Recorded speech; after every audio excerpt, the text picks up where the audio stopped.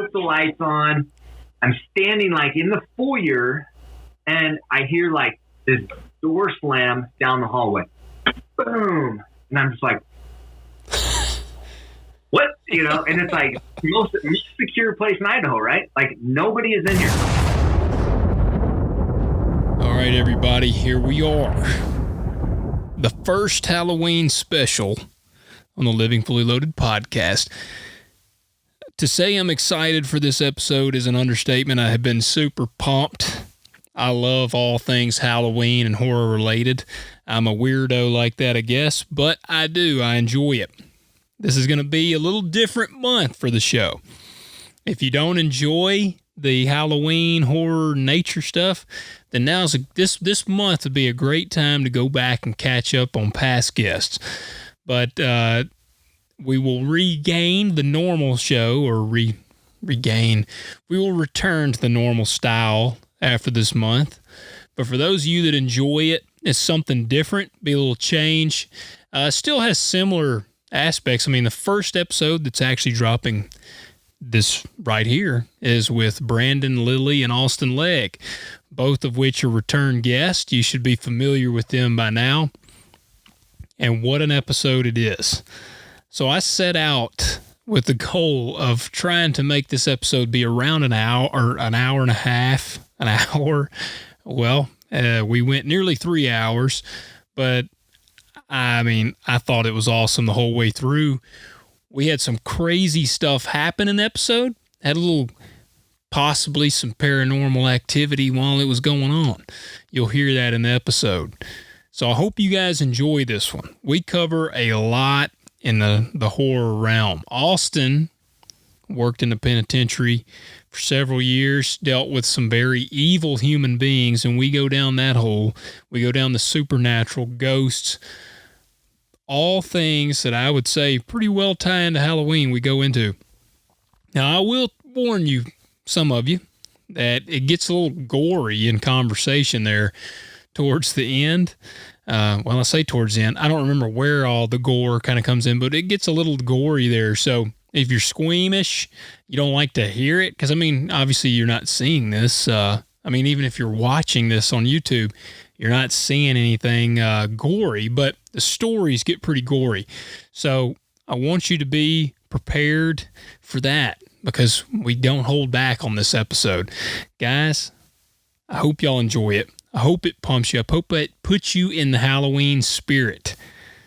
Lastly, I need you to do me a favor. Leave us a rating and a review, please. Leave us a rating and review. Shoot me an email, logan@livingfullyloaded.com. Let me know what you think of the Halloween episodes. Know how much you like them, how much you hate them. Let me hear what your thoughts are. Please leave us a review if you're listening on Apple Podcast. That helps a lot. 5 stars. I've got like 2 or something 1-star reviews on there. Those have been on there from the beginning. 1-star reviews to me basically says, well, this is somebody that just doesn't like me. And that's the way I take it, which is fine. This ain't for everybody. And that's okay. Guys, leave us a review. Let us know what you think. Let me know what direction you'd like to see us head in. Or let me know some guests you'd like to see on the show, and I'll do my best to get them on here. Go check out Right On Optics. As you know, we're partnered up with them. Right On Optics. They've got a podcast called the Right On Podcast. It's an awesome podcast, very similar in style to this one. You owe it to yourself to check it out. Brady's an awesome dude. Had him on the podcast. Shares our values. That's something I feel very passionately about. So support those guys. Check out their optics. They're good optics. They're awesome. Veteran-owned company in Tucson, Arizona. So give them a shout. Give them a check. Give them a check out. That sounds kind of weird to say. Go check them out. You won't be disappointed. Guys, let's get into it.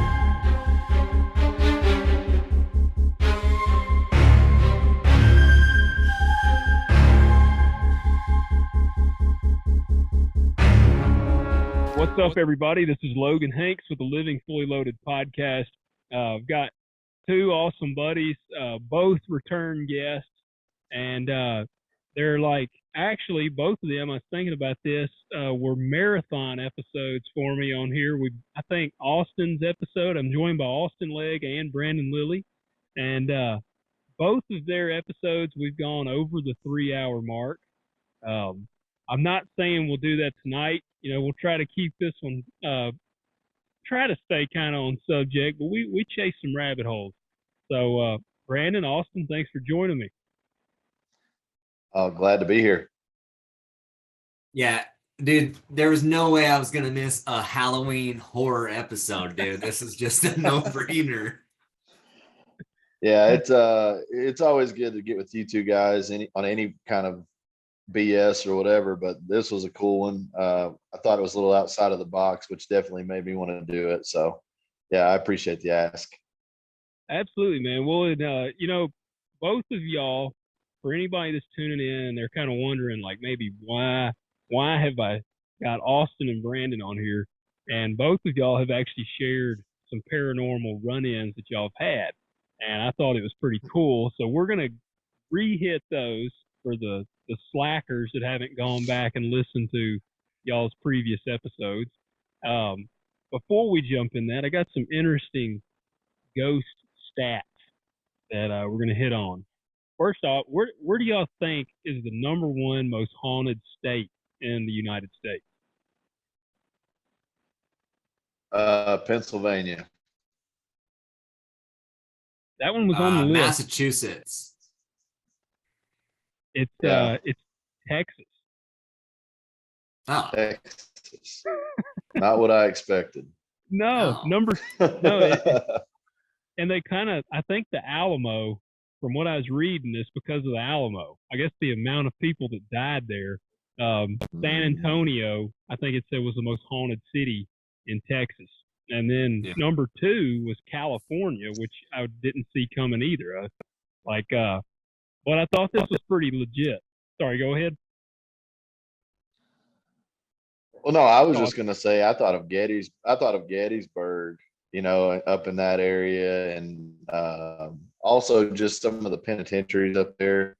I've kind of read a little bit of the history of penitentiaries in the country, and this might be something that Austin can speak on, having worked in that system. But there's a lot of haunted stories in and around those. Actually, when I lived in Columbus, I think it was somewhere in Marion, Ohio, where the Shawshank Redemption prison was.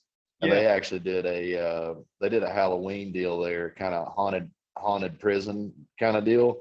And I'm telling you, it was just not a place, even in a remotely safe kind of setting.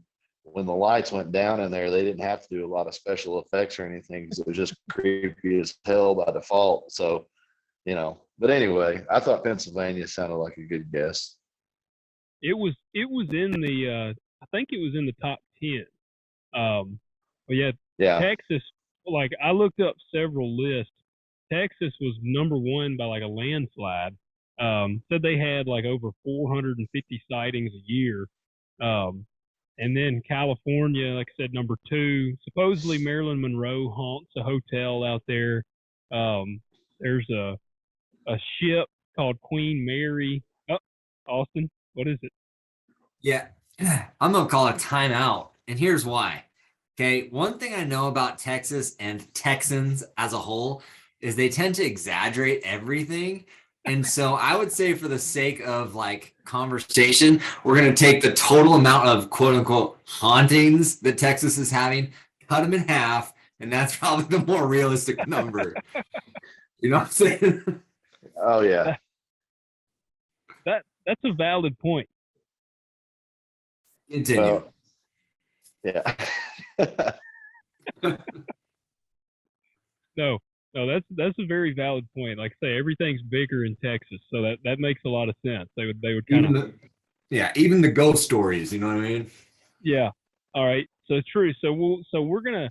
Well, I will say I looked our own states, because I'm in Tennessee, Brandon's in Kentucky, and you're in Idaho, and Idaho didn't even make it in the top 20.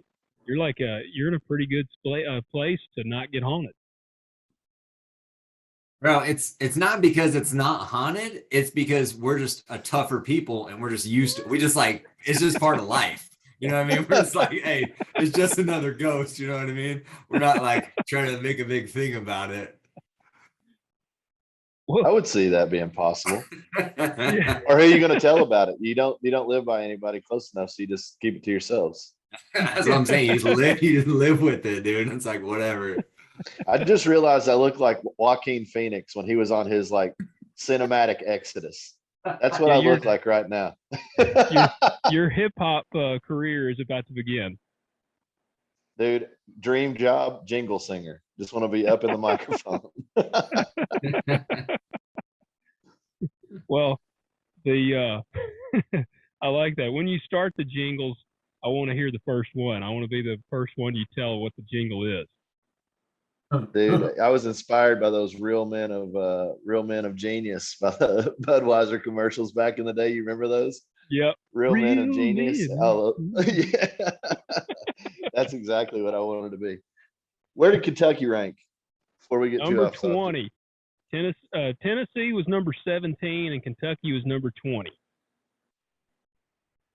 So Dude, none of the southern states made it very far on the list. Didn't I tell you on the last podcast? Didn't I tell you about the time I stayed in that haunted elementary school in Kentucky? I think Yeah, there's like did. 5 or 6 haunted places I can think of right off the top of my head. Yeah, because that's where you deer hunted or whatever. Yeah, dude, Kentucky is super haunted. So if Kentucky is 20th, bro, come on. That's like a C minus. No, dude, Kentucky is super haunted, bro. Whoever made this list sucks. Well, that's what I'm thinking. Like, yeah, like if that's the case with how haunted, like some of these, like Tennessee and Kentucky, like I've heard of a lot of those, man. So if they're that low on the list, then Texas must be like a freaking. If it was truly number one on the list, man, you'd have to be like bumping elbows into a ghost every time you walked out on the street. I don't buy it. Nah. All right. Not Texas. Honestly, I'll be honest. I took a little bit of personal offense to not being on the list. Well, that's what seriously, I'm kind of mad right now. And it kind of, well, I was a little offended Tennessee didn't fall higher. I was like, come on, man, we got Memphis, we got some of them old, like the Orpheum Theaters, Notorious. I was like, how are we so low? But that's so I'm kind of with you, man. I was wanting to make it up there in the top. None of the southern states. I mean, I guess Texas is on the lower, like southern part, but when I'm thinking southern, I'm thinking like Arkansas, Mississippi, Tennessee area. None of us really fall into the haunted spectrum too much. Now this one, 4 out of 10 people believe in ghosts. I thought that was kind of low. I figured more people believe in ghosts. Why do you think it's more? Well, I don't know. I don't know why I would think that. I guess because, and I'm on the fence. So, I mean, I don't know. What would you have thought it was lower or higher or what? I think that there is, I don't even know that people are considering it unless they're kind of faced with it. You know what I mean? So yeah, I don't know. Like, it's not something I generally even think about. And I told you I had a pretty like revealing, shocking, soul shifting kind of experience, you know? So it's not really something that I think about, but yeah, I guess probably 4 out of 10 is probably accurate. Cause I would say most people just they're just denying of it until they have some kind of encounter. Hey, so but that would tell me 40% of people believe in ghosts for some reason. Yeah. You know, but the interesting thing to know would be how many of it is like 40% believe, what percentage don't believe, and what percentage is like, I don't know, I could go either way. Yeah. You know, because that's probably most people. Yeah. And here's my other question. Do you think how does it split along party lines? Do you think the majority like of Republicans are ghost believers? And you think like Democrats are like, or you know what I mean? How do you think it splits? I've got that stat. I've got Give it that to us. wrote down. I want to see if my hypothesis is right. What do you think? Who do you think believes in ghosts more, Republicans or Democrats? Bro, why do you think Republicans own so many guns, dude? You know what I mean? We're ready for that fight, dude. Like, it don't matter if it's living or dead, dude. We're ready. Republicans. Do you think it's? I agree with you, and my consensus would be a little bit more on the conservative side, a little bit more on a religious context side, I think ghosts become somewhat of a mandated belief if you're going to believe in Jesus. I mean, like just by default, like you can't be like ghosts aren't real and then bro came back to life 3 days later, like conflict of interest. So that would be my guess, is that the conservatives would have a root or foundational belief in ghosts, primarily stemming from some sort of religious context. That would be my guess. I like Well, it. it was Republicans. It was like 54% of Republicans believed in ghosts or supernatural entities, whereas only something like 30% of Democrats did. And Well, that so tells you even- 44% of the conservatives weren't Christian. Because yeah. they don't Yeah. believe in an entity like that. They just denied their maker. Alice in Chains. Yeah. Well, that is, and that's how they even worded it. It said supernatural entities, which the next statistic was kind of hilarious to me. Republicans are more likely to believe in werewolves and vampires than Democrats were. And, Why is that hilarious to you?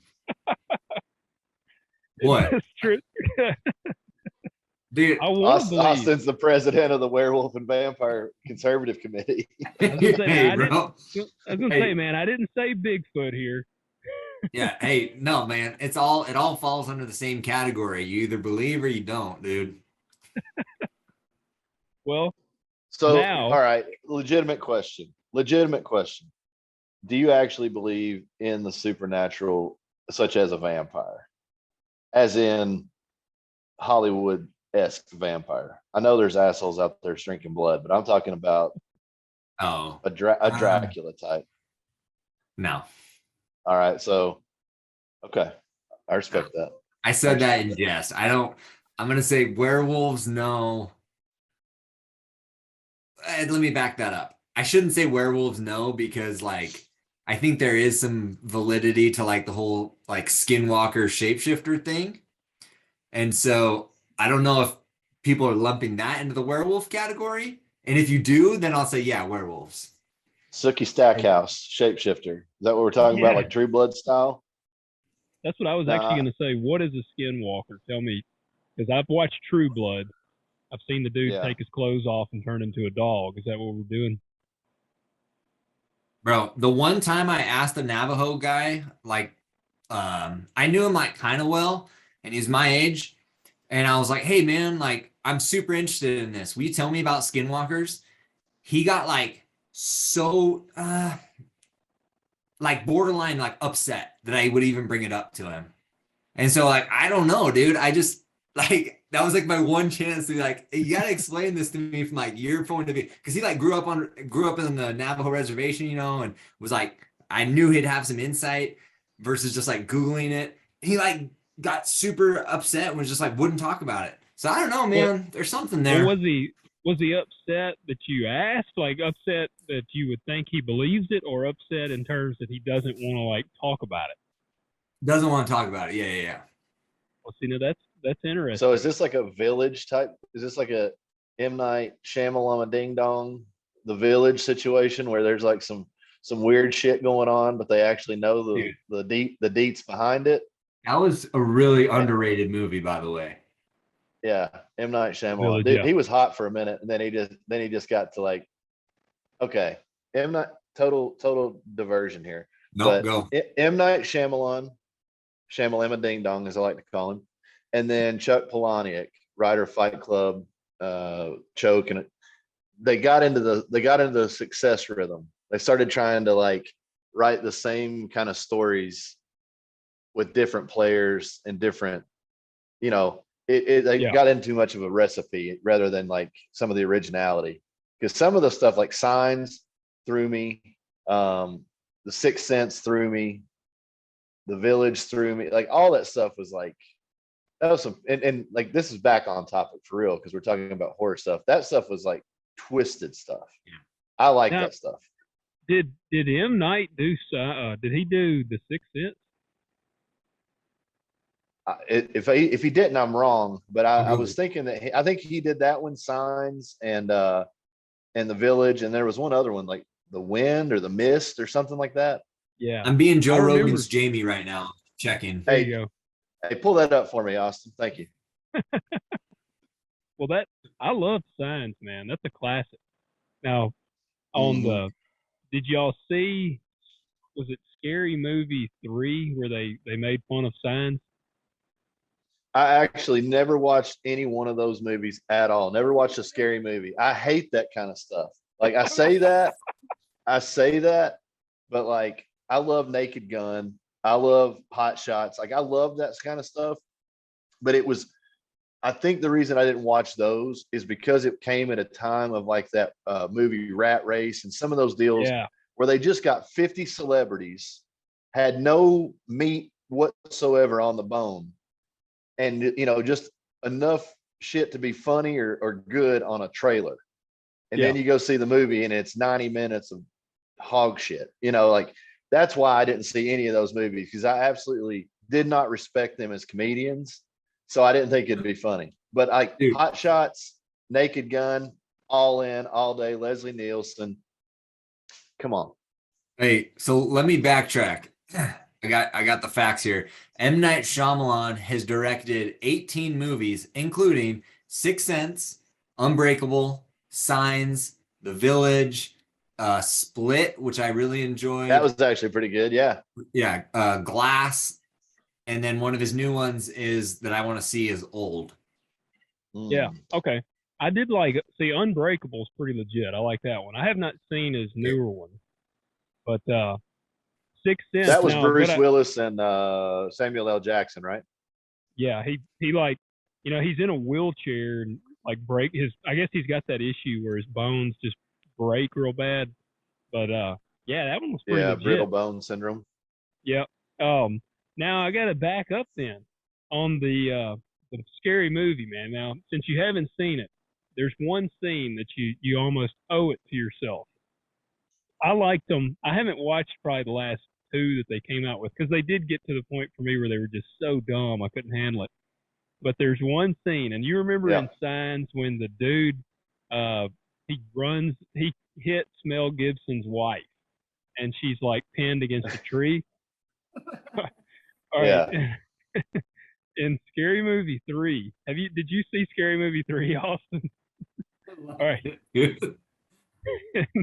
When he goes, he's a preacher. It's exactly like Signs, and he shows up to see.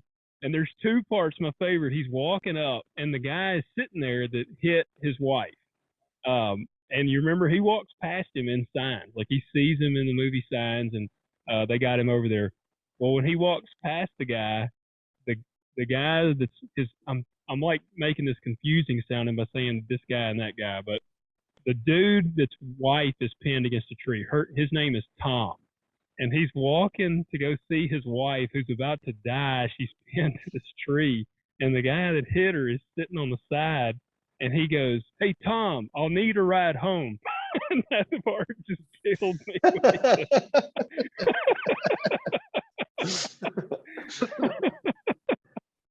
Man, and then There's somebody that I think of immediately that would say that kind of thing. And I know you know who I'm talking about, but nevertheless. I have a pretty strong Scary Movie 2 is actually one of the funniest movies I've ever seen. It's so good. I liked the first three. All right. I really enjoyed. Yeah, me too. Can you think of another movie besides Terminator and Terminator 2 where the sequel was better than the first? Whoa, man! Hold on. Mission Impossible. I liked Mission Impossible 2 better than Mission Impossible 1. I agree with that. I mean, it wasn't like something I had really thought out, but like that's one of the first ones that I remember clearly. Yeah, y'all like Terminator 2 better than Terminator 1? Oh, of course. Yeah, absolutely. Yeah. Yeah, I liked Arnold as a bad guy, and I was you like the swinging Dick Arnold. That's what you liked. Was the swinging Dick Arnold walking in. Yeah. Laundry day. No clean laundry clothes, day. Living fully laundered. Life of Arnold. Man, Now I like Terminator Oh, 2, but let me keep sorry, go thinking what? on this. Terminator 2 though was like that was a cutting edge like cinematography movie too. Like there was so much CGI, but the shit looked so real.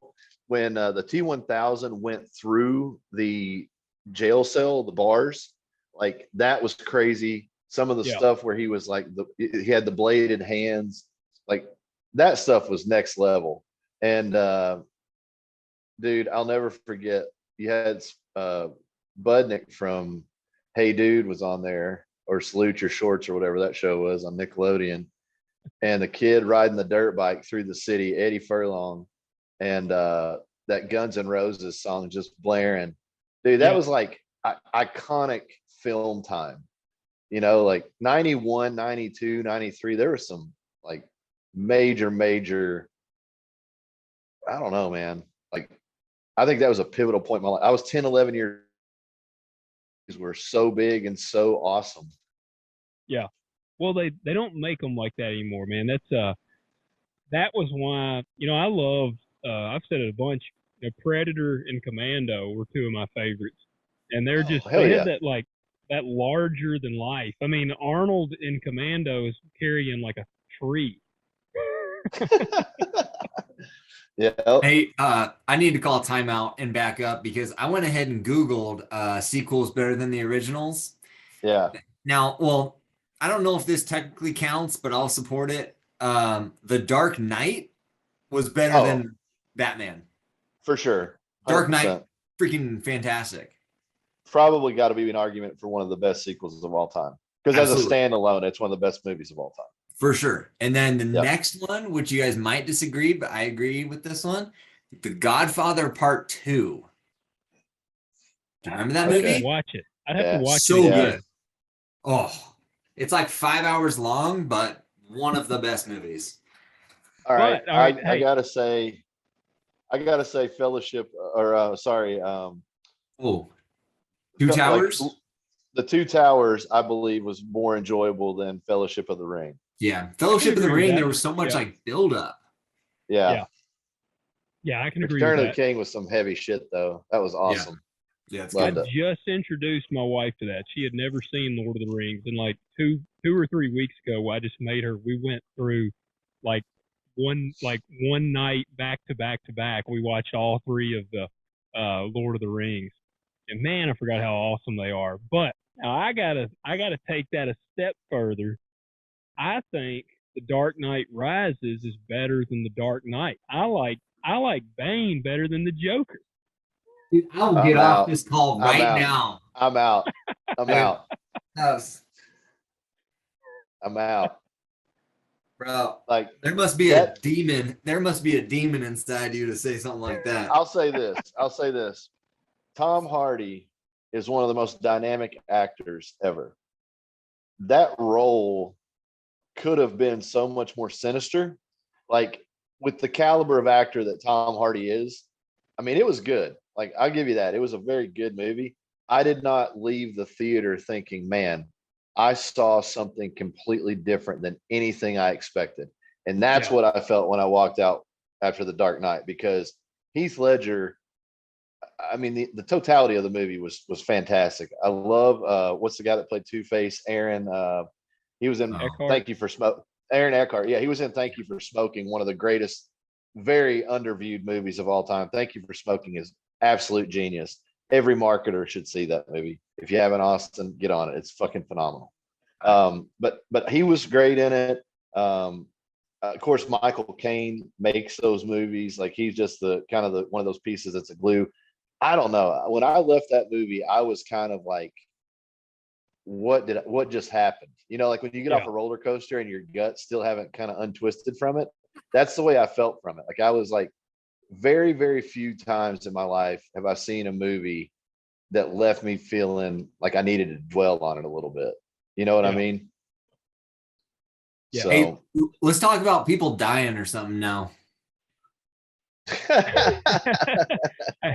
Well, I will say I'll add too, and that's a pretty solid point, man. That actually, because my reason why I liked The Dark Knight Rises, I love the part whenever he goes down into like the sewer or whatever, and he thinks he's just gonna like beat the shit out of Bane, and Bane Yeah. breaks his back and like beats the hell out of him, and I love that part, and I love like him having to go through the process of like he was in the prison and trying to build his back up and get out and stuff.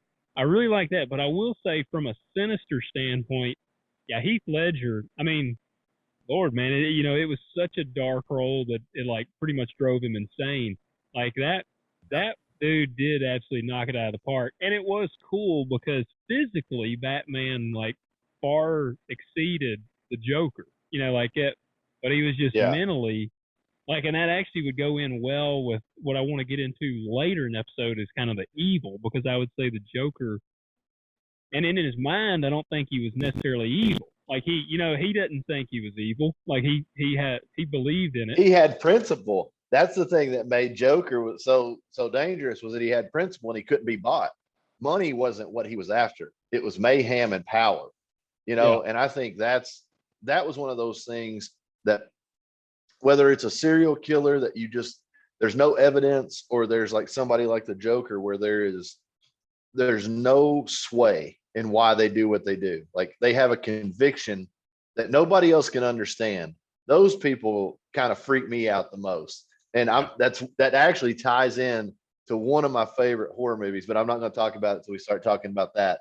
But when you can't understand the code that a villainous person is living by, like in Seven, I think that's a perfect example of that. Like the level and depth that Kevin Spacey created in that role, and like the code that villain was living by. No good guy can understand that, right? Yeah. Because most good guys don't go to any lengths at that level like these people are. But these people have something different driving them. And I think when you can do that in a 2-hour movie, like convey that the way that Ledger did or that Kevin Spacey did, you're just like, that's rare air for me. Yeah, Good point. I agree. All right, back up on the movie here. You said the parodies. I got one, and this one tied. This is a horror thing. Now, you talked about one of my old heroes, man, Leslie Nielsen. I love all of that dude's movies that he made. What about Dracula Dead and Loving It? Did you watch that one? I did. I think that one kind of fell into that, summers at grandma's or like TNT rerun kind of thing. Like it was never something I was invested in, but I watched it. I couldn't tell you 5 minutes of it. You know what I mean? But some of that stuff, like that was one. And then Don't Tell Mom the Babysitter's Dead. Some of those like cutesy horror films, like even stringing together like not Bill and Ted's, but Weekend at Bernie's. Like just some of that slapstick freaking comedy shit. Yeah, Austin's dead over there. Oh man, Bernie's is one of the best movies ever, dude. Oh Man. my And gosh. Problem Child was in that genre. Like, Oh, you know what I gosh, mean? yeah. Like it was. Yeah. Well, now, but see, now I'm a Mel Brooks guy. Like, Young Frankenstein. That one is. I mean, I got the Young Frankenstein shirt on here about the Abby Normal Brain, and like that one Yep. is like that one competes with a very different kind of movie for me for my number one movie, and it's between Braveheart and Young Frankenstein. I think that's the weird level of my love for film. But man, the Dracula Dead and Loving It, I agree. And for some reason I like a lot of that cheesy humor of like I even like Wrongfully Accused was over the top, but I grew up watching Three Stooges. That's like what my dad, we would watch Three Stooges. So like that over the top humor I could get into, but the Dracula Dead and Loving It, man, the blood scene when he drives the stake into the chick's heart and the blood is just like Mel Brooks goes and steps behind the thing and he tells the guy to drive the stake into her heart and he's like stepping back. He tells him to wait till he gets out of the way and the guy is like, what's going to happen? And he just like taps the hammer and blood just sprays everywhere.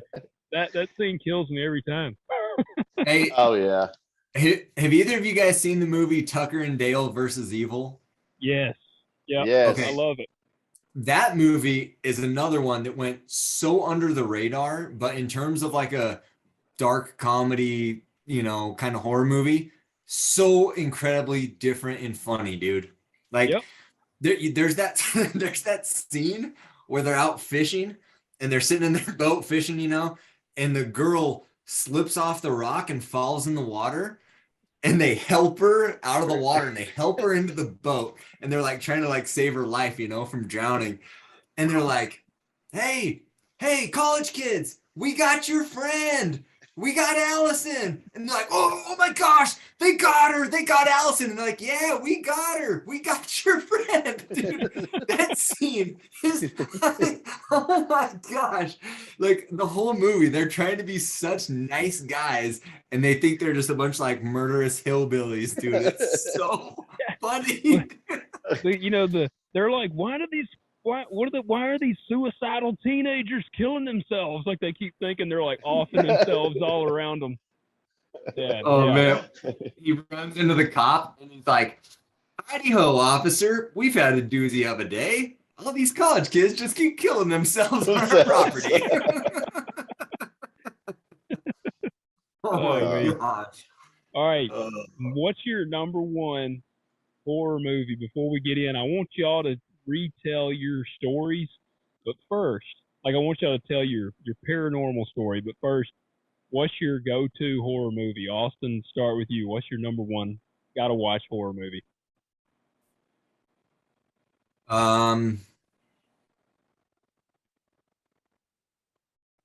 The one that I watched as a kid, and this might not even be a horror, but the one that screwed me up the most as a kid was honestly Jaws, because I could never go in water deeper than 6 feet and not think I was going to get attacked by a shark.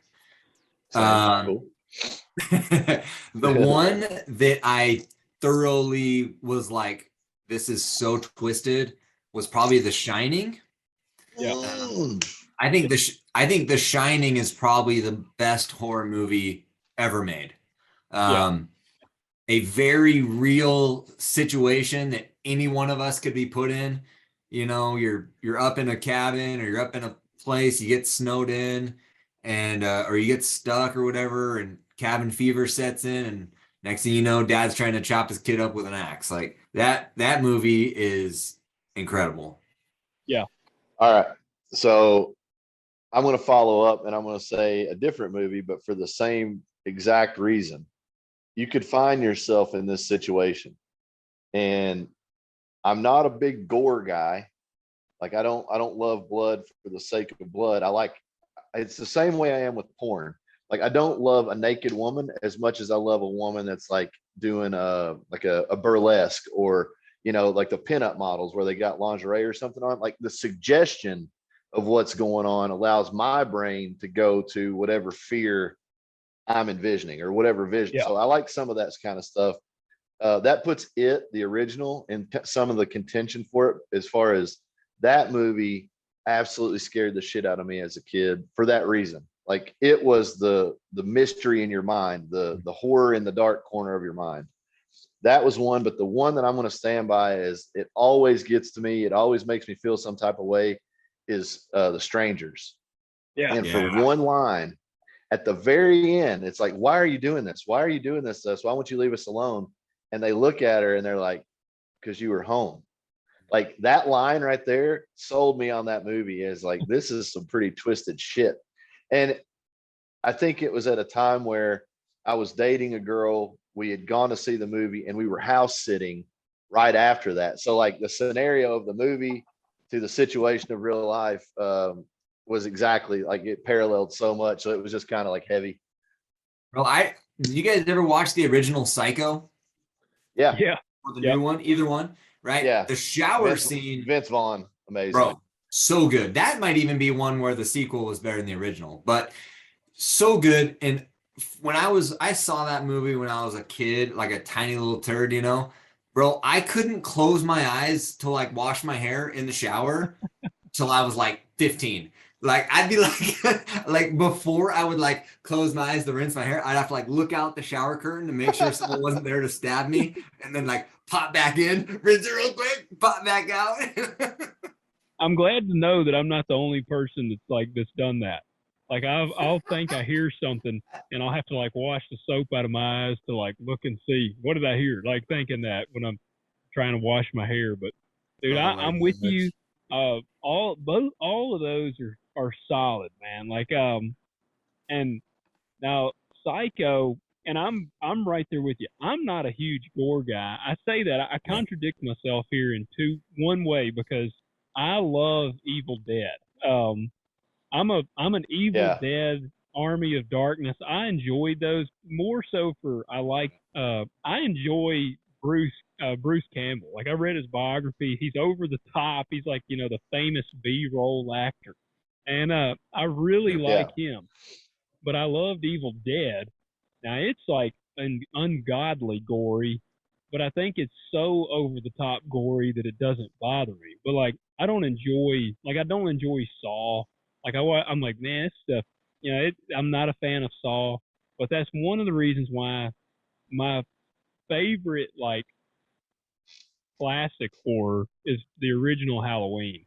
I love the original Halloween with Michael Myers, and there's like no blood in that movie. There's very little blood. Like the budget actually was so low on that when they made it, they couldn't hardly even afford fake blood.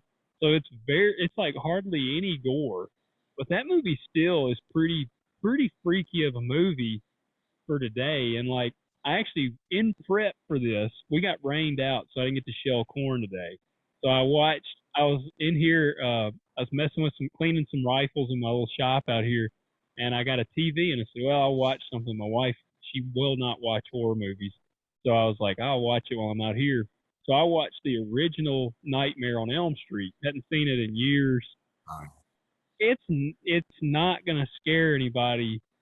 Like it's really not a scary movie now. Like there's some creepy stuff in it, but it's not really scary. But man, I don't know. Halloween still has that creepy vibe to it.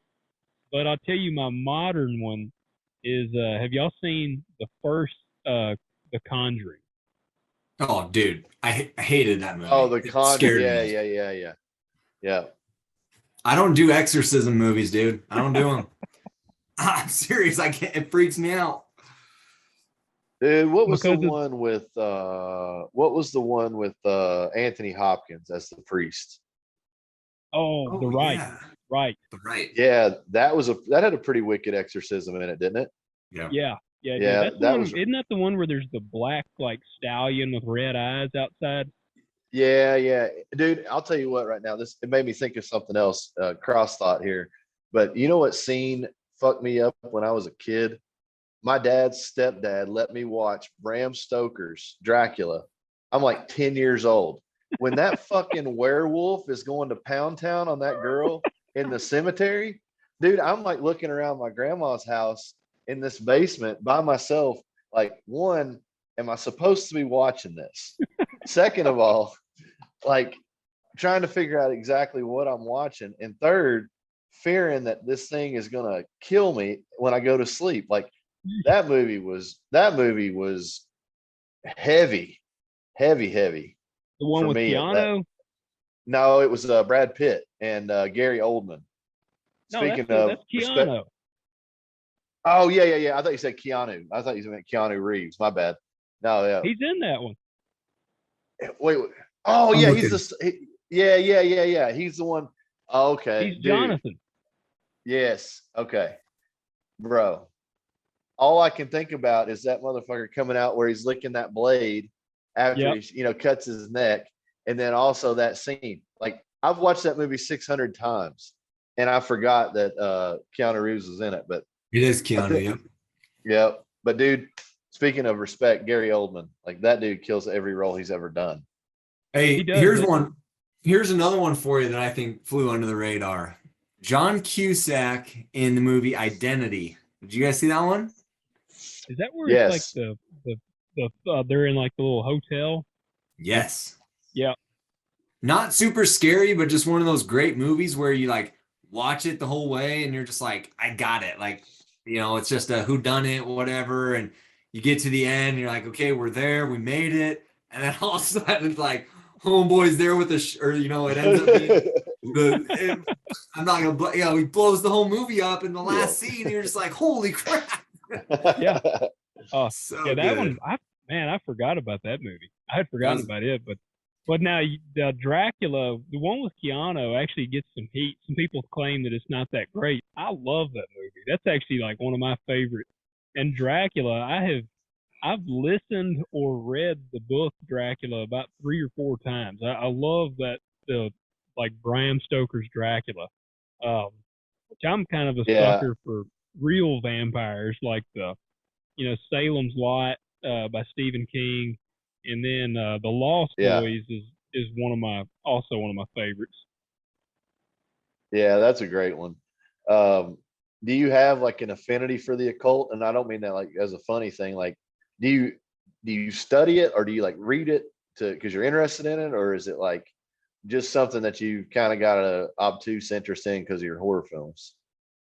I guess just because of the horror films, like I don't I enjoy I really like the classic stuff. Like I love Young Frankenstein because it has that feel of like an old. I mean, it was an older movie, but it was like filmed in black and white at the time. So like it came Yeah, out in the '70s. They made it look like the old ones. Um, Part of me likes. I mean, I love the monsters. I don't know. I've always liked that like dark uh, style, but I really don't know what it is. I enjoy it. yeah. You I got guys, into that. Go ahead. no, go ahead, man.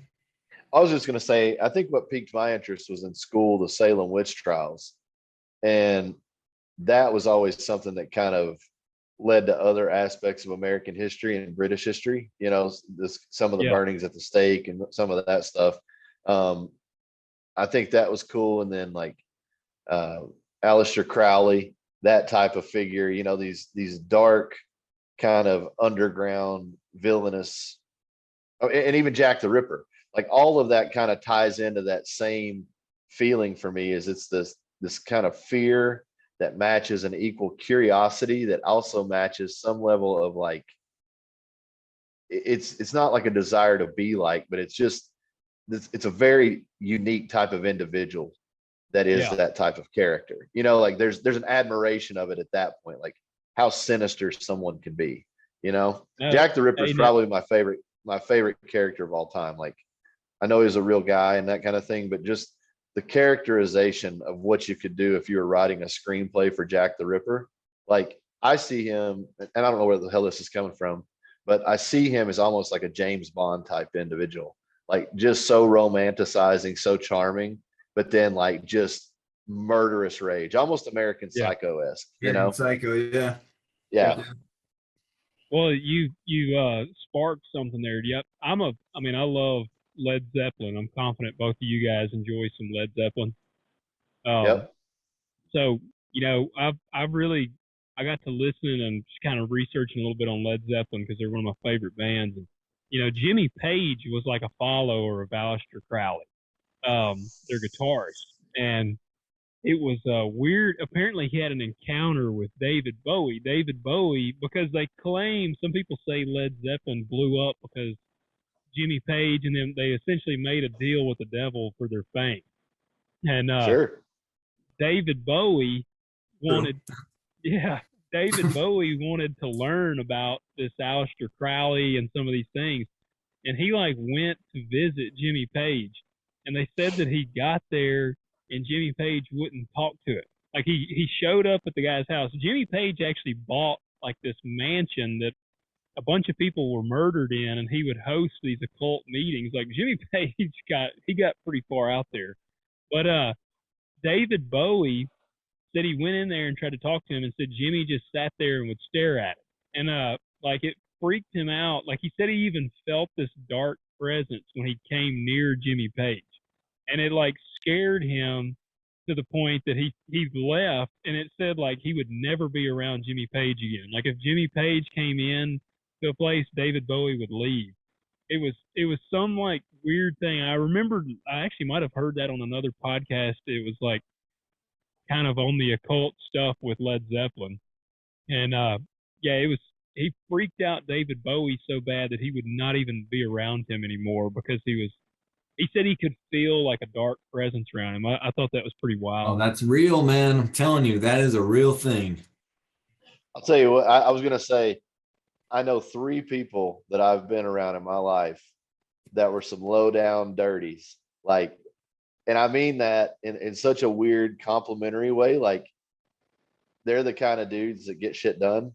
And you're But talking to 2 of them right now. Absolutely. But I mean, but these dudes, like, there was the only way I can express it about it is I've been around this kind of feeling with some guys in special forces, and not knowing their history, just having this feeling, but it's like you're around the Grim Reaper. Like, this person brings death. And the 3 guys that I'm talking about in particular had just such a presence about them that, like, you just knew that they were bringing some shit with them. Like, yeah, no, for no other reason than you just knew there was a darkness around them. And come to find out, in all 3 cases, all 3 guys I would trust with anything in my possession because they give a shit about me and they care about me. But for somebody that crossed them, I would say it'd be a very terrible day.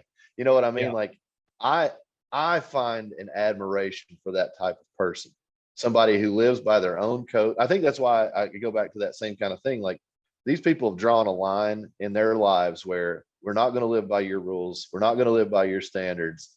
We're this type of individual and nobody fucks with us. Like, yeah, that to me is such a badass position. And, like, that sounds crazy as hell, but, like, I do think that there's something to be said for that type of individual. Like, it's a different kind of, it's almost like you don't want to be around, but you just want to be a fly on the wall. You know what I mean? Yeah. So, I'm with you. All right, Brandon, let's start with you. Take us back. Okay. Tell us your paranormal encounter there you had. We'll go back to that one and let's start with that. You remember about I guess it was with your grandfather. Yeah. So it was my grandmother's dad. He died in an accident. He was a truck driver and he was delivering coal, just a coal dump truck kind of deal. And there's an old road that was 2 lanes, curvy as all get out, mountain road. It's called Big Hill. And since then they've renovated, made it much nicer, much more passable. But the brakes went out on his truck or the load was too heavy. I mean, this was back in the 20s, so you didn't have the regulation on trucking like you do now. But my guess is that it was a really steep hill, which I do know that. I would say the equipment probably wasn't first rate, meaning the brakes could have been bad or any number of things, but I'm certain that if it was loaded, it was overloaded. That was just kind of the deal. So anyway, he died in a terrible accident. My grandmother was very young. There was a series of coins and just some things that he had owned and possessed that they came to hold very dear. He had a silver dollar that all the grandkids teased on, so it was like there was stuff like that that eventually became like memoirs and held on to. But there was a series, this box that he was very, very like adamant about, and he'd buried it and nobody had ever known where it was. And I was playing outside in the front yard at my Nana's house. This man came up to me and told me exactly where it was. And when I told my Nana that I needed to go find this box and she needed to go find this box, she asked me what he was wearing, and it was actually what he had been wearing the day he died. So it was like this unbelievable emotional feeling for her. The box is there. We go find that. I mean, it was just like, it was as real as if somebody just happened up on you in the grocery store and said, hey, right around the aisles, a gallon of milk. You just got to go right down there and you can find it. And it was down there at the fence post, exactly like you said, in the same situation. I mean, just, it was perfect to the step count, to the fence post and everything in between. It wasn't like it was an ethereal feeling. It wasn't like it was a cosmic feeling. It was like somebody just pulled up beside the road there and was talking to me very kindly and was just telling me that my grandmother might appreciate knowing where that box was. You know what I mean? It's like, yeah, And I mean, I'm at an age where it wouldn't have made sense that I would have even known anything about it, let alone lied and then been right about it. You know what I mean? So I don't know. It sticks with me still as to why that happened and why I felt those things and why things like that haven't happened since. You know, I've always told you I had kind of a, I don't know, a sense of reading people or feeling people a little bit more than at the surface. But I certainly don't think it's like a psychic power or anything that this event happened. So I don't understand it. I really don't. And I've never had anything close to that real. I've had other things where like there's spooky shadows or stuff moving that shouldn't be moving around kind of thing.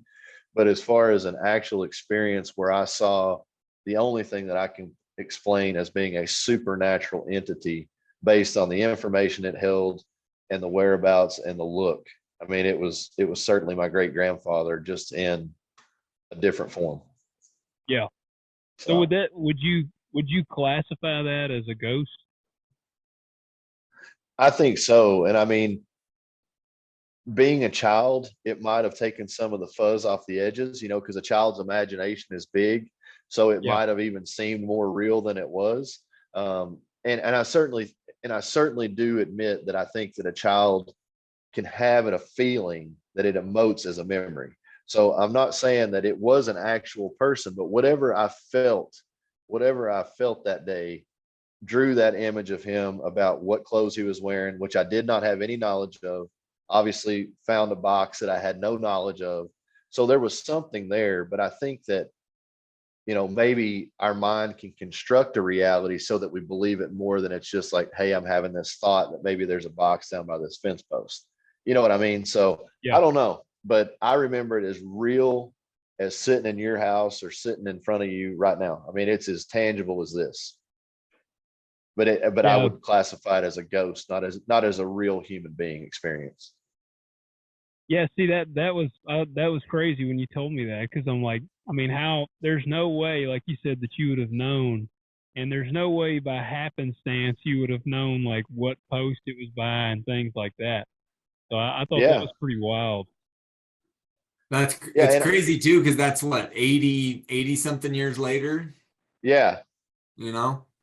Well, and the thing is it's like you wonder too, beyond a ghost aspect, like my grandmother's a very religious woman. And I mean, I know that she grieved and prayed over the contents of that box, not because that they had any monetary value, but because they were his, and like they were put in that ground by him, you know, like those types of things. So you draw in another conversation, like, okay, was this a supernatural experience to fulfill a prayer from a supernatural God? You know, like, is it an angel at that point rather than a ghost? Or is it, you know, what does it become then? But I don't know.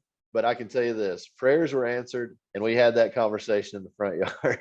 So Brandon, you brought up a good point though. I mean, I think we give ghosts a negative connotation, you know what I mean? And like, I think that's just something from pop culture and everything else. But the reality is I don't think ghosts have to be always this like dark, ominous, evil entity, you know. And what you're describing is the complete opposite of that. And it just goes to show, like, you know, if more people had that kind of mindset, I think we probably would have more like 75% of people believe in ghosts.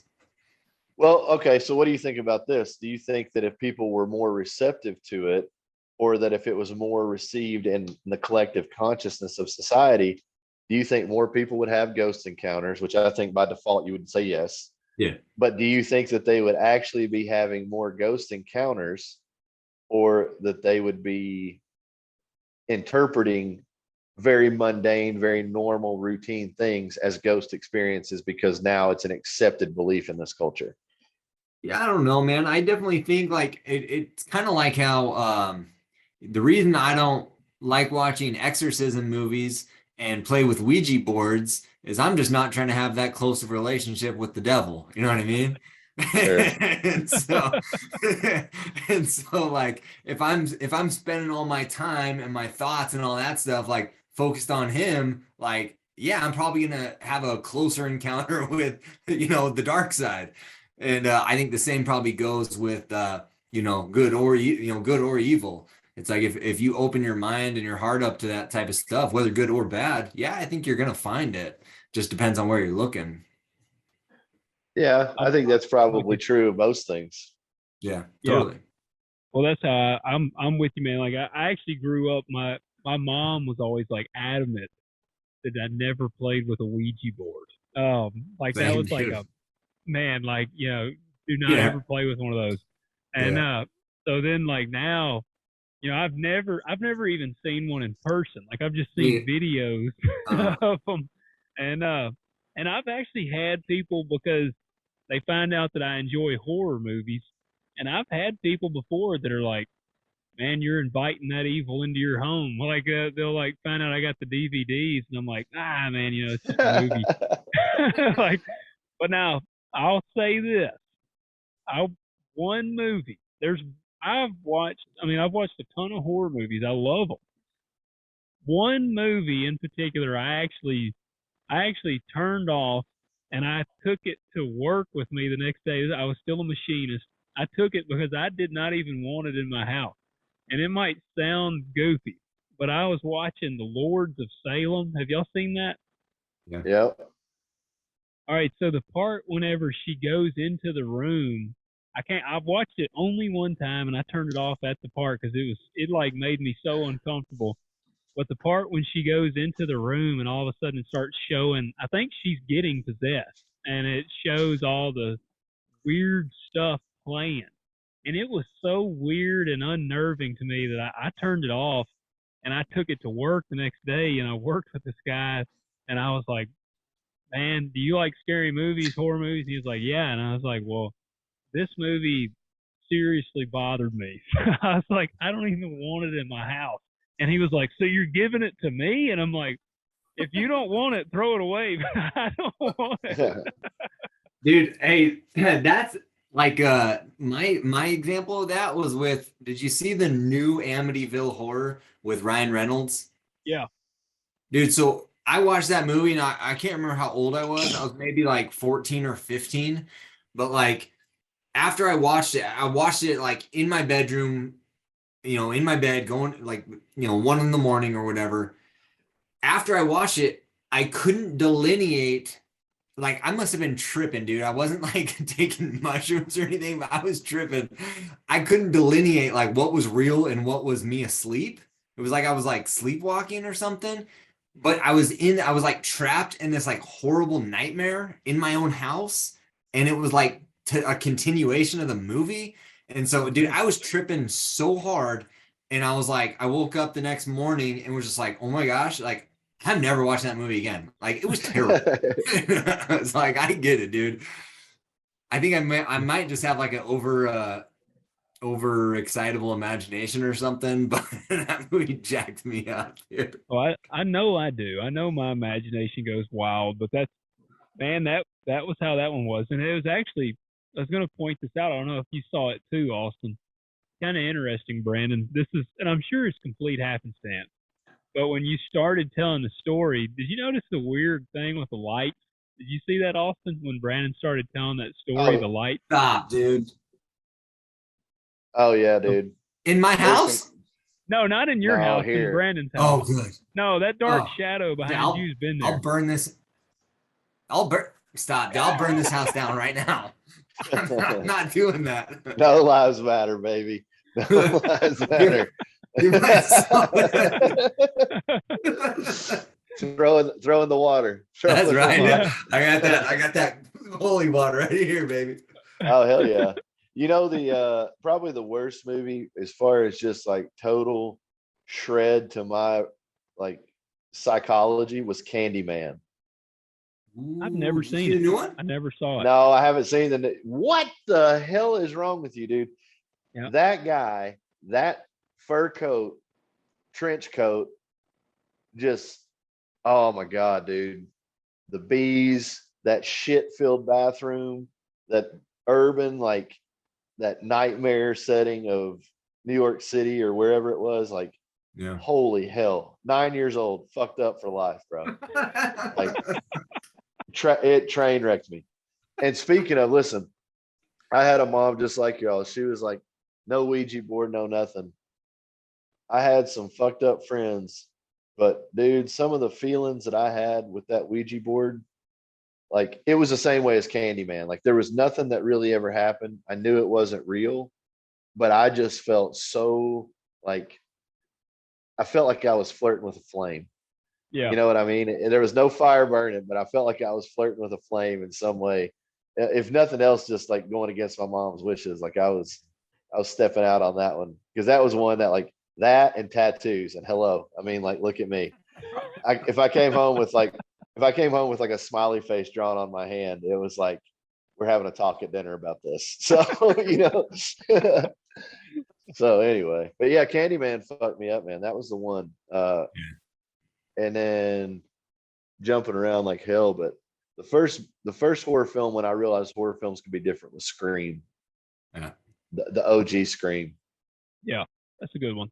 Dude, speaking of that, I told Logan this last time, but remember I told you about those two guys in Idaho that I had in prisons that got so obsessed with scary movies, Scream in particular, that they killed that girl they went to high school with to make a scary movie? Bro, that story is like, whew. Well, let's I want to get on that, but that's a good way. First, let's let you share your encounter at the death row house or what, the execution house. We'll go there first. Now, and I want to add, like I said, it was pretty cool to me. Like as soon as Brandon started telling the story, I did notice the lights kind of like bright, like there was this weird flicker thing. Like I said, complete happenstance. But I'm going to throw this out there. When Austin was telling this story the first time, like on the podcast, his phone went dead. You remember that? Yeah, dude. That was the dark arts, man. The dark arts. That was the dark arts, dude. Gang. All right. Yeah. Take us through it. Dude, Idaho's prison system is just freaking notoriously haunted, as all prison systems probably are. But like, when I started working out there, we had 16 male inmates on death row, and we were getting ready to execute somebody right when I started. And our old execution building was off the prison, and it was like a double wide trailer basically. And so we were moving it from that into like a nicer, friendlier looking execution building. And so we did like a full remodel, new lights, new plumbing, new everything, like totally remodeled this building. And so we get it done. Nobody has been executed. Oh, timeout. Yeah. Hold on, Go ahead. I'm kind of tripping out at the friendlier execution house. That tripped me out. 100%. That's what it was, bro. 100%. Because the old one was a double wide with sandbags in the back where you'd go and they'd shoot you to execute you. So this was like a much kinder, gentler execution building, dude. You know what I'm saying? All right. So we get this building done, and it looks great. Nobody's been executed in here before, right? So at this point, it is safe to say not haunted. We execute one guy. I can't remember his name. I honestly can't. I'd have to look it up. I don't remember either of their names, which shows how much I cared about these two individuals. But executed one, and then I'd say, man, it was probably a year later, executed another one. And so we executed two dudes while I was there, both in this building. After both executions, now keep in mind, I worked in a maximum security prison, right? We had death row. The execution building is completely detached from the prison. So to get to it, you have to walk outside, and there's big spotlights and everything everywhere. It's all fenced in, right? So it's not like, it's very, very secure, right? Most secure place in the state of Idaho. And so I go out there because I used to be a nighttime supervisor, and at nights you'd have to go out and check all the doors, check the locks, check the windows, make sure stuff is secure, make sure inmates aren't escaping, stuff like that. So I go out one night, it's probably like 2 or 3 in the morning, and you have to like radio yourself out there That way, like if anybody sees you out there, they're not like, oh, someone's escaping. So I'm like, doing my check of the execution building. I get out there, I open up the door, I go in, I flip the lights on. I'm standing like in the foyer, and I hear like this door slam down the hallway. Boom. And I'm just like, what? And it's like most secure place in Idaho, right? Like nobody is in here. If someone's in here, like we're having a major, like activate the National Guard, like people are escaping, like something's wrong, So I hear this big door slam. Boom. And like right after the door slam, like I can see there's like a light, like kind of like flickering on and off down the hallway, because there's 2 hallways. You walk in, there's a hallway to your left, hallway to your right. It kind of goes straight, and then there's another hallway. And I can like kind of see this light flickering on and off. And I'm just like, at this point, I'm like so freaked out, dude. I'm like, nope, not doing this. And then I hear water like turn on, like a faucet's running, but not like a drip, just like a, and then shut off. And I was like, I am out. See ya. Didn't even like check anything. I was like, I'm out. This all happened like that fast. It was like walk in, boom, boom, boom. Like I'm out. So I go out and I'm like, building secure and lock everything up, dude. I was so freaked out. The rest of the time I worked there, I never once went back in that building alone. Every time I have to do my check, I would just be like, I'm going out to do my check. And then I'd just go and I'd stand outside of it like this. And be like, I'm not going in there. And I just stand outside and look. And then after like 2 or 3 minutes that it would take for me to actually inspect it, I'd call on the radio and be like, F block is secured. But no, man, I wasn't going in there, dude. No way. Do you know that became the loophole in the Idaho penal system? Like that's where everything was. That's where everything was going down, bro. If you're leg was scared to death. Hey, now they open up the portal. Bro, that's just facts, dude. If you're trying to get away with something, go do it in there, because I wasn't the only person who had that experience in there. If you're trying to get away with something naughty, bro, go do it in that building. That's just facts. Yeah, they're like, how do these prisoners keep escaping, man? We're secure in the area. What the hell?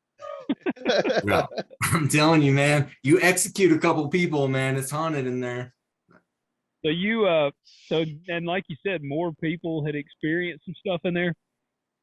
Yeah, dude. It wasn't just me, because I remember I'd said that to, I'm sure I can remember who it was. I'd kind of like mentioned to a coworker one time about like, oh yeah, F block's kind of weird, huh? It's a little like it's a little creepy, and like multiple people had echoed like very similar experiences of like, oh dude, like I heard a door slam one time. Like, there were a couple doors that weren't locked. Like we had like a janitor's closet, a classroom, bathroom doors. So like there were a couple doors that weren't locked, but then there were the doors to like the actual execution place, very locked. Where the visitors sat when they were watching executions, the cell where people, so like very secure building. And still, dude, I don't know, man, freaked me out. Man, I'm kind of torn on that. Like part of me, I almost feel like I'd be the typical white guy in the horror movie that would get killed first, because I have such a bad level of curiosity that I would almost like, I feel like I'd almost have to go at least peek down the hallway where the light's coming from. Not me, dude. See ya. But no, man, it was a trip, dude. It was crazy. That was the only, at that specific place, that was the only like weird kind of supernatural time where I was like, something's off here, and the only thing I can attribute it to is, I mean, we just killed 2 people like a month before, and I don't know what happens to guys like that are those type of people, What do you think, Brandon? Would you go peek around and see what's going on, where the light's coming from? I think, speaking to my curiosity and the definite pain that my curiosity has caused this cat, I probably would have found myself. What, dude? Look at that! Like the fucking lights just went off, bro. Sitting here, true story. Swear to God. Yeah, your sunglasses are looking scary. No, like dude. Your sunglasses look like some scary eyes. I know. Yeah, like bro. red eyes. So anyway, No, I don't want to continue this in the dark, Brandon.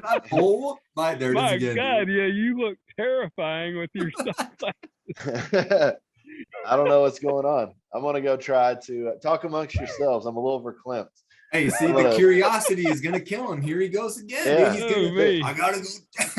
I gotta go see why the power's out. Yeah, no Dude. doubt. Like I'm flipping switches, bro.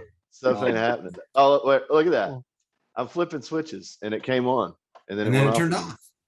Dude. Yeah, dude. It's like don't play no games. Hey, this is Backstreet the- Boys.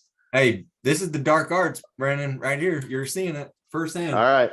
I'm rolling with it. I'm staying the course. Dude. Next thing you The know, light- the the lights lights are are on, gonna is all kick I'm- on, and Brandon's gonna be like upside down, like walking on the ceiling, dude. dude. Me and this white Russian over here to be just fine. We're good. Cheers, y'all. Cheers. I wish I had a switch nearby so I could like turn my lights out. Yeah, Just flicker to 'em. add. Yep. Dude, Man, I ain't- dude, that's crazy, man. That's your story, man. That's 2 times now we've had something Bro. weird happen. That's how you know I'm not BSing you on that, dude. I'm telling the truth, man. For people listening, we're like 100% not Dude. shitting. Brandon is in the pitch black on there now. I gotta look up those dudes' names we executed. So That's bugging. so now man, Brandon, now I guess you're there. It's so dark, I can't see you, but I'm in the Would abyss, you- bro.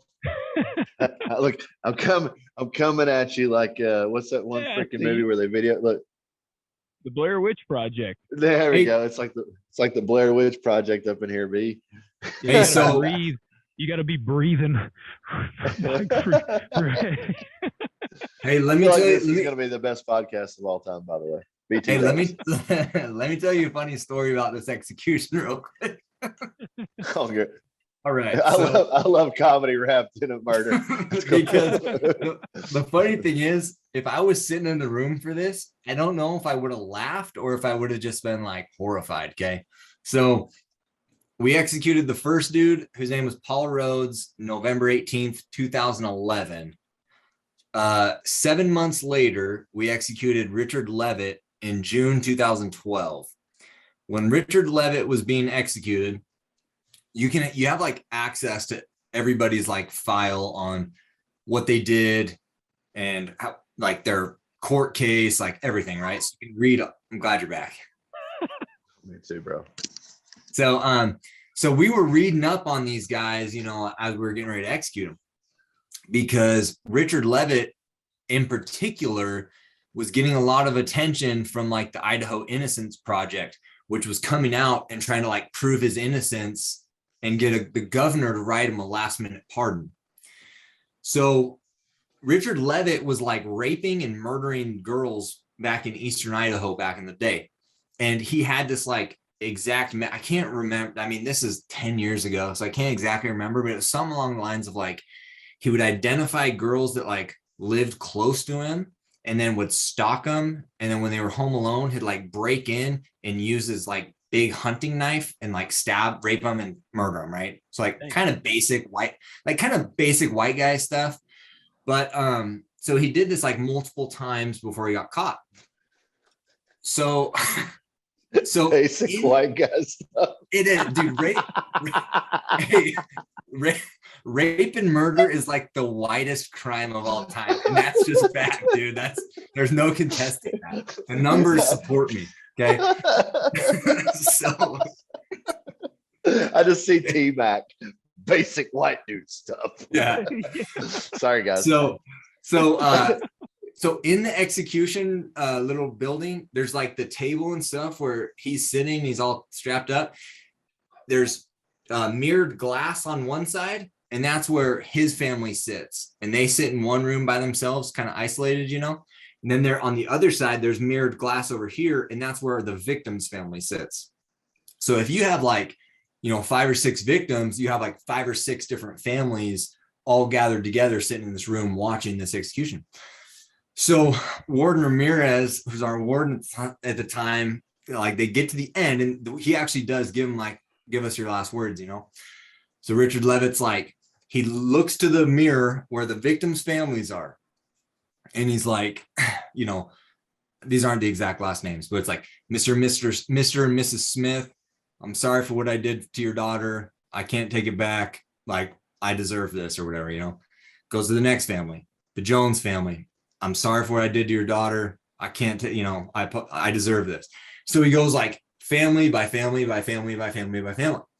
He gets to the last family, which I can't remember any of these names, like, you know, the Hernandez family, where it's like Hernandez family. Yep, I didn't do it. I can't help you. And then and so here you have this family that's waited like 30 years to get justice on this, you know, serial killer. And at his execution, he's like, yeah, I didn't do it. I can't help you. And you know, all evidence is like mirrors the crime exactly, the dates, the method, the like everything. It is to the T. But that just goes to like, we all just thought it was him getting that like one final little jab to the victim's family, you know. Yeah. I wonder why that one would he like, wonder what it was about that one family that would make him do that. Bro, I don't know, but that was one of the most wild stories. Like, can't help you. Didn't do it. Yep. Can't help you. Didn't do it. Oh my gosh. Dude, I've heard more bestiality stories from inmates than I want to admit, dude. It's crazy how common that is. Are there any horror movies that focus around that? Bestiality? Yeah. Not that I There know has to be offhand. some kind of like Norwegian or Swedish black metal. Wait a like, minute. I'm afraid to Google it, honestly. Yeah, I watched one called Black Sheep, and it's not the good one with Chris Farley. It's about killer sheep. Say that's that, not start, yeah, it starts terrorizing, and like these sheep are killing people. I think it was called Black Sheep. And you've got me remembering there's a part in there where there's a sheep in this room. This person walks in on this guy, and he's in there. When they walk in, there's a sheep in the room, and there's a dude, and he's like buckling his pants, and they're like, "What the hell are you doing?" And he's like, "Don't ask questions." And so I'm assuming he was just laying pipe to the sheep in there. So I mean, that's the only, I guess, of that one. And then, like you said, that or Dracula, checking its temperature. yeah, yeah, Dracula, the werewolf, laying some pipe. But essentially, that's a dude. I mean, that's a man. And so I mean, I don't know, but I can't think of any. Man, I don't like this topic. No, I don't either. It feels dirty. I feel like my light's getting ready to go back off. I want my lights. I want my power to go out so I can get this conversation. Yeah, write this minute marker down too. You might want to delete this all the way through. All right, what is the weirdest context for a horror film? Like, what is the strangest scenario that they pulled off? There's some really ridiculous ones, man. Like you can really go down the hole on Amazon Prime. They got like, what's the one? There's one about killer turkeys that kill people. They're the killer clowns of outer space. From outer space. Legendary. I think like that Lord of the Flies concept, or no, not Lord of the Flies, the Children of the Corn, where the kids, you know, it's not parents hurting kids, it's the kids hurting the parent. That's a weird one to pull off. That one is, but there's actually, I think that's a pretty good element to horror. Yeah. Is the weird stuff. Like that's like did y'all see? I guess it was the new It, the old women. Didn't like it. Didn't like it. I did not. I didn't necessarily think it was scary, but I like it when they put in like the old woman that's like creepy. Or like, I guess actually a better way I'd put it, you could use it with the old It when they're like driving down the road and it's like a country road or rural town, and out of nowhere there's a clown standing on the side of the road. Like I think that stuff that's kind of like things that are out of place are kind of like frightening, I guess. Like something that's there that shouldn't be there. Do you guys remember? I think it was like Kentucky or Tennessee, even when those clowns were like being seen just like standing on the edges of Dude. tree lines. Listen, it got crazy in Britain. I was in England when that shit was going on. They had one over there Yeah. that was really like starting to terrorize people That was every crazy. night. Yeah, dude. That's some pop off stuff, man. Like I can see that getting weird real fast. Totally. Well, yeah. That's why it went over well in Britain, because they don't have any guns. You don't see a lot Yeah. of that like in Munford out here. Like if some guy was driving down our back road here in Tennessee and he drives down and there's a like killer clown on the side of the road, most guys around here have a pistol in their truck, if not something else. So, I mean, the dude's probably getting blasted. So after one or two clowns got gunned down, it'd probably stop. There used to be a little city down the road here that had a sign that said, if you're an out of towner, you have no speed limit, get the hell out.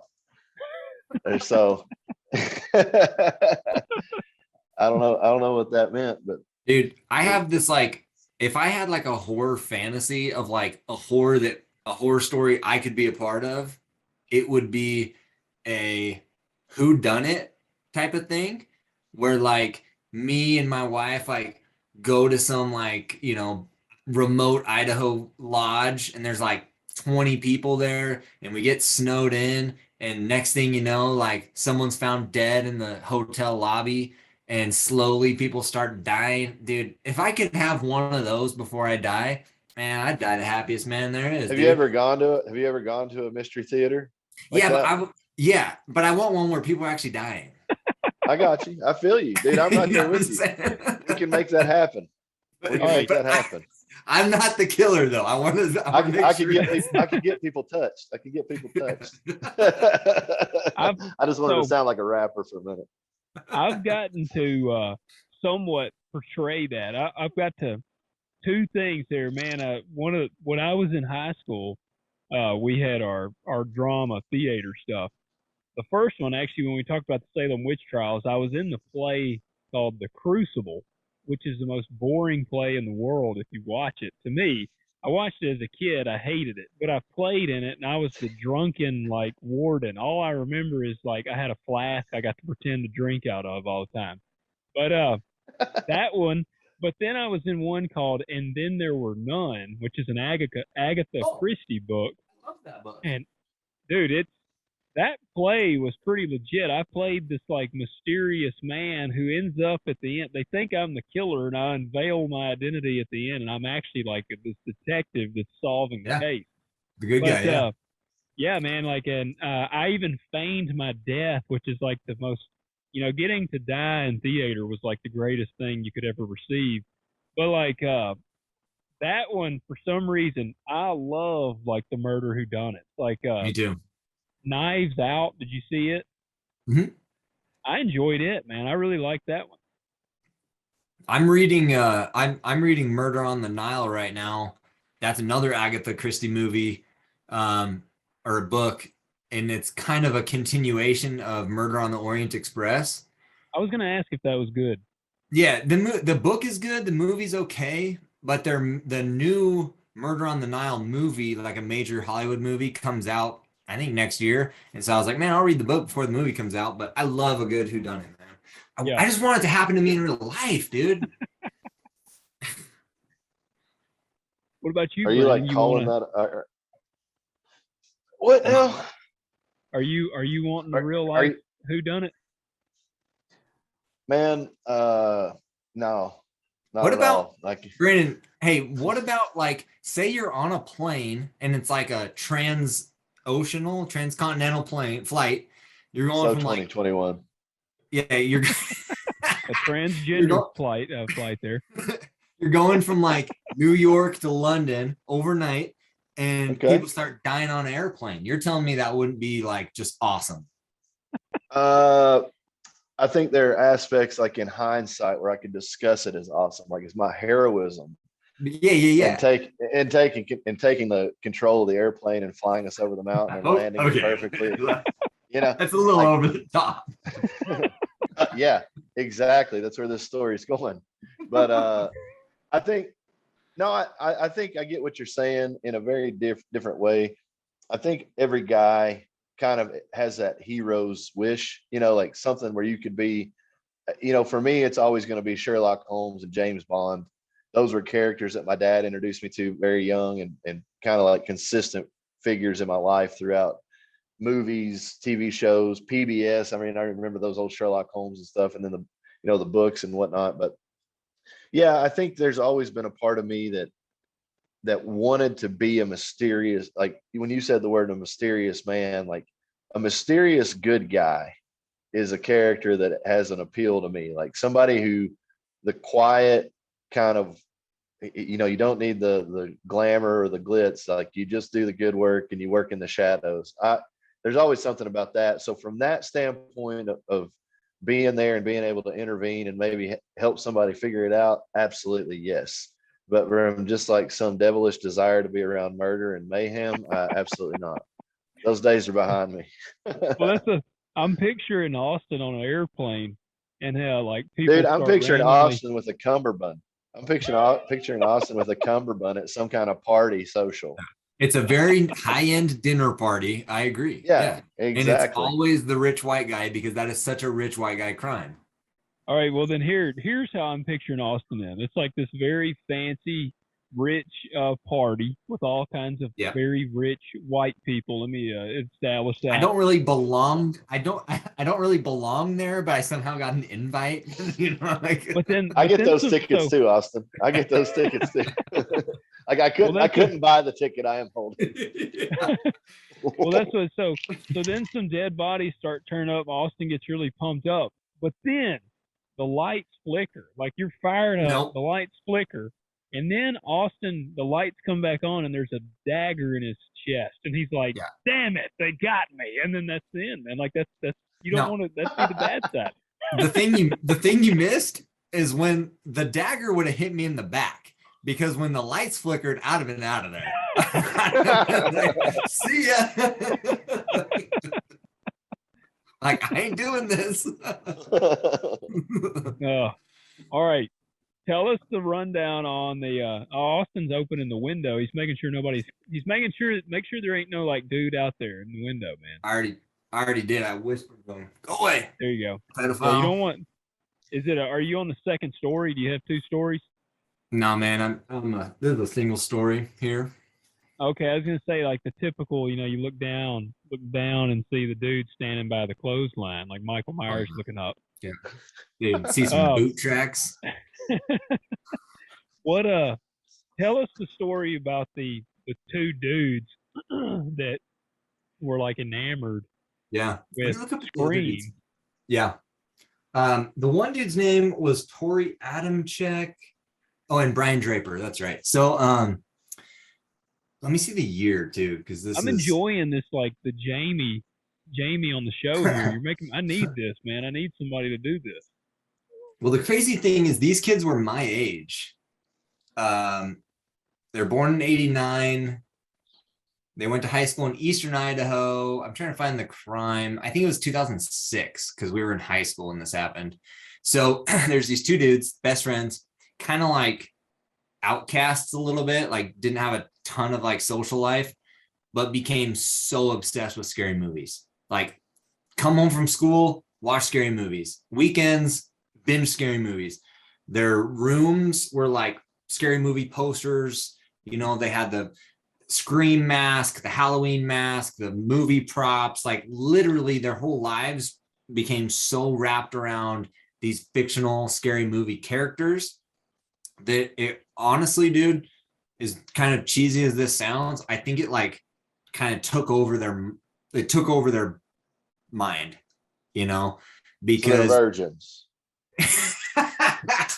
They're incels, dude. Dude, that's what I tell my son. This is the worst parenting advice that I've ever given my son. I said, I ain't worried about you playing these video games 24/7 because as soon as you get laid, it's over. I said, once I found pussy, I found the real video game. So, no more video games. So these dudes were virgins. I think that weighs on the story. I think we should clarify that. Yeah. So okay, I should have opened with that. Yeah. So so it was either a Friday night or a Saturday night, and they're like, "Hey, we should make our own scary movie." And so they get a camera, they get dressed up, they get the masks, they get all that stuff, and they go out, and they remembered at school, their friend, her name was like Cassie, I think, was having a big party. And so she invited a bunch of people over for the party. And so Brian and Tori, I think, they go out and they're like filming all the like setup and the, lead in and all that cool stuff. And they're walking around the house, filming through the windows and just being all like creepy, kids. And eventually the party ends, all the kids go home, and they decide, hey, let's break into the house and we'll scare her, and we'll get some more kind of footage of her, walking around, and we'll creep around the corners and stuff like that. So they go in, they're filming her, and she doesn't know they're there. And then finally they like walk into the hallway on each other, and they scare her, and she gets surprised. Well, the guy who's not filming pulls a knife out of his jacket and starts stabbing her, right? And apparently they hadn't talked about this beforehand, because the guy on camera was like, whoa, like, what's going on? Are you kidding? And he's like, leave some for me. And he grabs the knife from his buddy and he hops in and he starts stabbing her. And I can't remember how many times this girl got stabbed, but it was like 70 or so. It was like a ton, like just poking as many holes in this girl as they could. And the whole reason they did it, man, was to film a scary movie. And they did it wearing the scary, the Scream mask and the clothes and everything. But sad, dude. I felt dirty as you told that story. Yeah. Those guys, the interesting thing about it, and I'd have to fact check this because this was 2006 when this happened, so I think they were 16, but they got sentenced as adults. And so I ran into them, and we were the same age. I was like 21 maybe, and I ran into them, and they were in a medium security facility at the time, but they were trying to have their sentences appealed because they got sentenced to life without parole as minors. And if I remember right, I think the judge threw that lawsuit out, and they upheld the sentence, which good, I think they should. Yeah. So, crazy though. Yeah, that's some wicked shit. Yeah. Yep. Stabbing shit. Like when I was younger, that's like you'd have told me that story and I wouldn't have like, what the fuck ever. Like, Yeah. cool. So I got stabbed a million times. Like whatever. No big deal. But like hearing that stuff now, and like I don't know if it's hunting, I don't know what it is, but like the tangible recognition of that feeling of when a knife goes through flesh in that context versus a very different, like, I don't want to say a positive feeling, but there's a feeling of ethics when you hunt, right? There's a feeling of I'm taking this animal's life to continue the circle of life, and I'm trying to do so as quickly and pain-free as possible for this animal. Whereas this is something totally different. Like it's just a recognition that that feeling, but you don't know that motivation. Yeah. It's a weird thing as a human, is how like the same thing can feel so different because of the why. What's interesting about it though, man, is like, I think part of it is like, there's a different type of like satisfaction for people when it's like a more intimate violence. And I say that from the sense of, and this is kind of a guess, but I would guess that 90% of the people we had on death row were murdering people either with their hands, like strangling them, or stabbing them. It was like it's not shootings. It was like a very personal. It was a very like personal, intimate, like my hands are on you as you're dying, and I'm looking in your eyes as I take your life. And there's just something like, that's a darker type of thing, man. So is that scarier to you guys individually, that type of character in the wild, so to say, or something like the DC sniper, where he's the unknown, he's the invisible, he's raining terror from a distance? Like, is it the murder in the night in the dark alley, or is it the unknown, unseen, unheard kind of mystery murderer? Like, what scares you more? Which character? Logan, you go first. I already know my answer. Well, that's what I would almost say the guy that's you don't know, like I guess the dark one, because I'm thinking of what was the dude Zach Efron portrayed him. Was it Jeffrey? Not Jeffrey Dahmer. Was it Jeffrey Dahmer that he No, it's portrayed? Joseph Duncan. Was that who he played? The serial Wasn't it? killer? I'll go ahead and Yeah, fact check that one. Jamie. I'm pretty sure. Yeah, check that one up for us. But no, but he he played that whatever the serial killer was, but like all these people thought he was like a normal guy. And to me, that's pretty weird because you think about like around here, it's a Ted small Bundy. town. Ted Bundy, there you go. People thought he was like a normal guy. Women thought he was like a good looking guy, and like people liked him, like just enjoyed it. Like there was people who were like, man, that's my friend Ted Bundy, and would have not known that he was like a freaking serial killer. And so to me, that one's pretty wild from the aspect of like I live in a small town. I go to the hardware store. Like I know people there. I'm interacting with people. Like it's pretty crazy if you were to stop and think for a minute, like, what if one of these dudes was chopping people up in his basement? Like, and yeah, like that's the part. So I guess that would be my side. Like the DC sniper, or some of those, I mean, they're terrifying in their own sense, but I would honestly say, because in my mind, someone like that either like snaps and has that moment, whereas like these other guys, they can almost, I don't know if they shut it off. They can shut it off and shut it back on, like that like evil or whatever it is. They can shut it off or shut it on, but it's pretty wild to me, these people that can actually go through like day-to-day life while also committing like atrocious actions, I guess, later on. Yeah, I agree, man. I totally agree. I remember the DC sniper thing, and the funny thing is I was actually thinking about that earlier in the podcast when we were talking, how I was like, I remember how that kind of like shook the nation, but that wasn't that scary to me. I was like, if it's your time to go, it's your time to go. But like the type of people we're talking about are the ones who are like, it's your neighbor. It's your kid's soccer coach, it's your kid's teacher, it's the guy everybody likes at the barbecue. And I've met those people in prisons. And it was like, there was a guy named Thomas Creech, and he confessed to like 42 murders, and was the nicest guy one of the nicest guys I've ever met in my life. Every time I saw him, knew me by name. Hey, sir, good to see you. How's your day? How's everything? Blah, blah, blah. Like the nicest guy. But you knew that like deep inside, he's a monster, and he'll kill you and eat a sandwich at the same time. And man, that's a little, all right. That's a little Question. scary. Here's a question. Imagine that character somewhere in the evolutionary history is exactly what it took to get through. That maniacal level of ability to be the nicest, most giving, caring, thoughtful, wonderful person, but the one that could stuff it all down and slit throats, burn villages, rape women. I mean, like low down con type shit. Yeah. Right?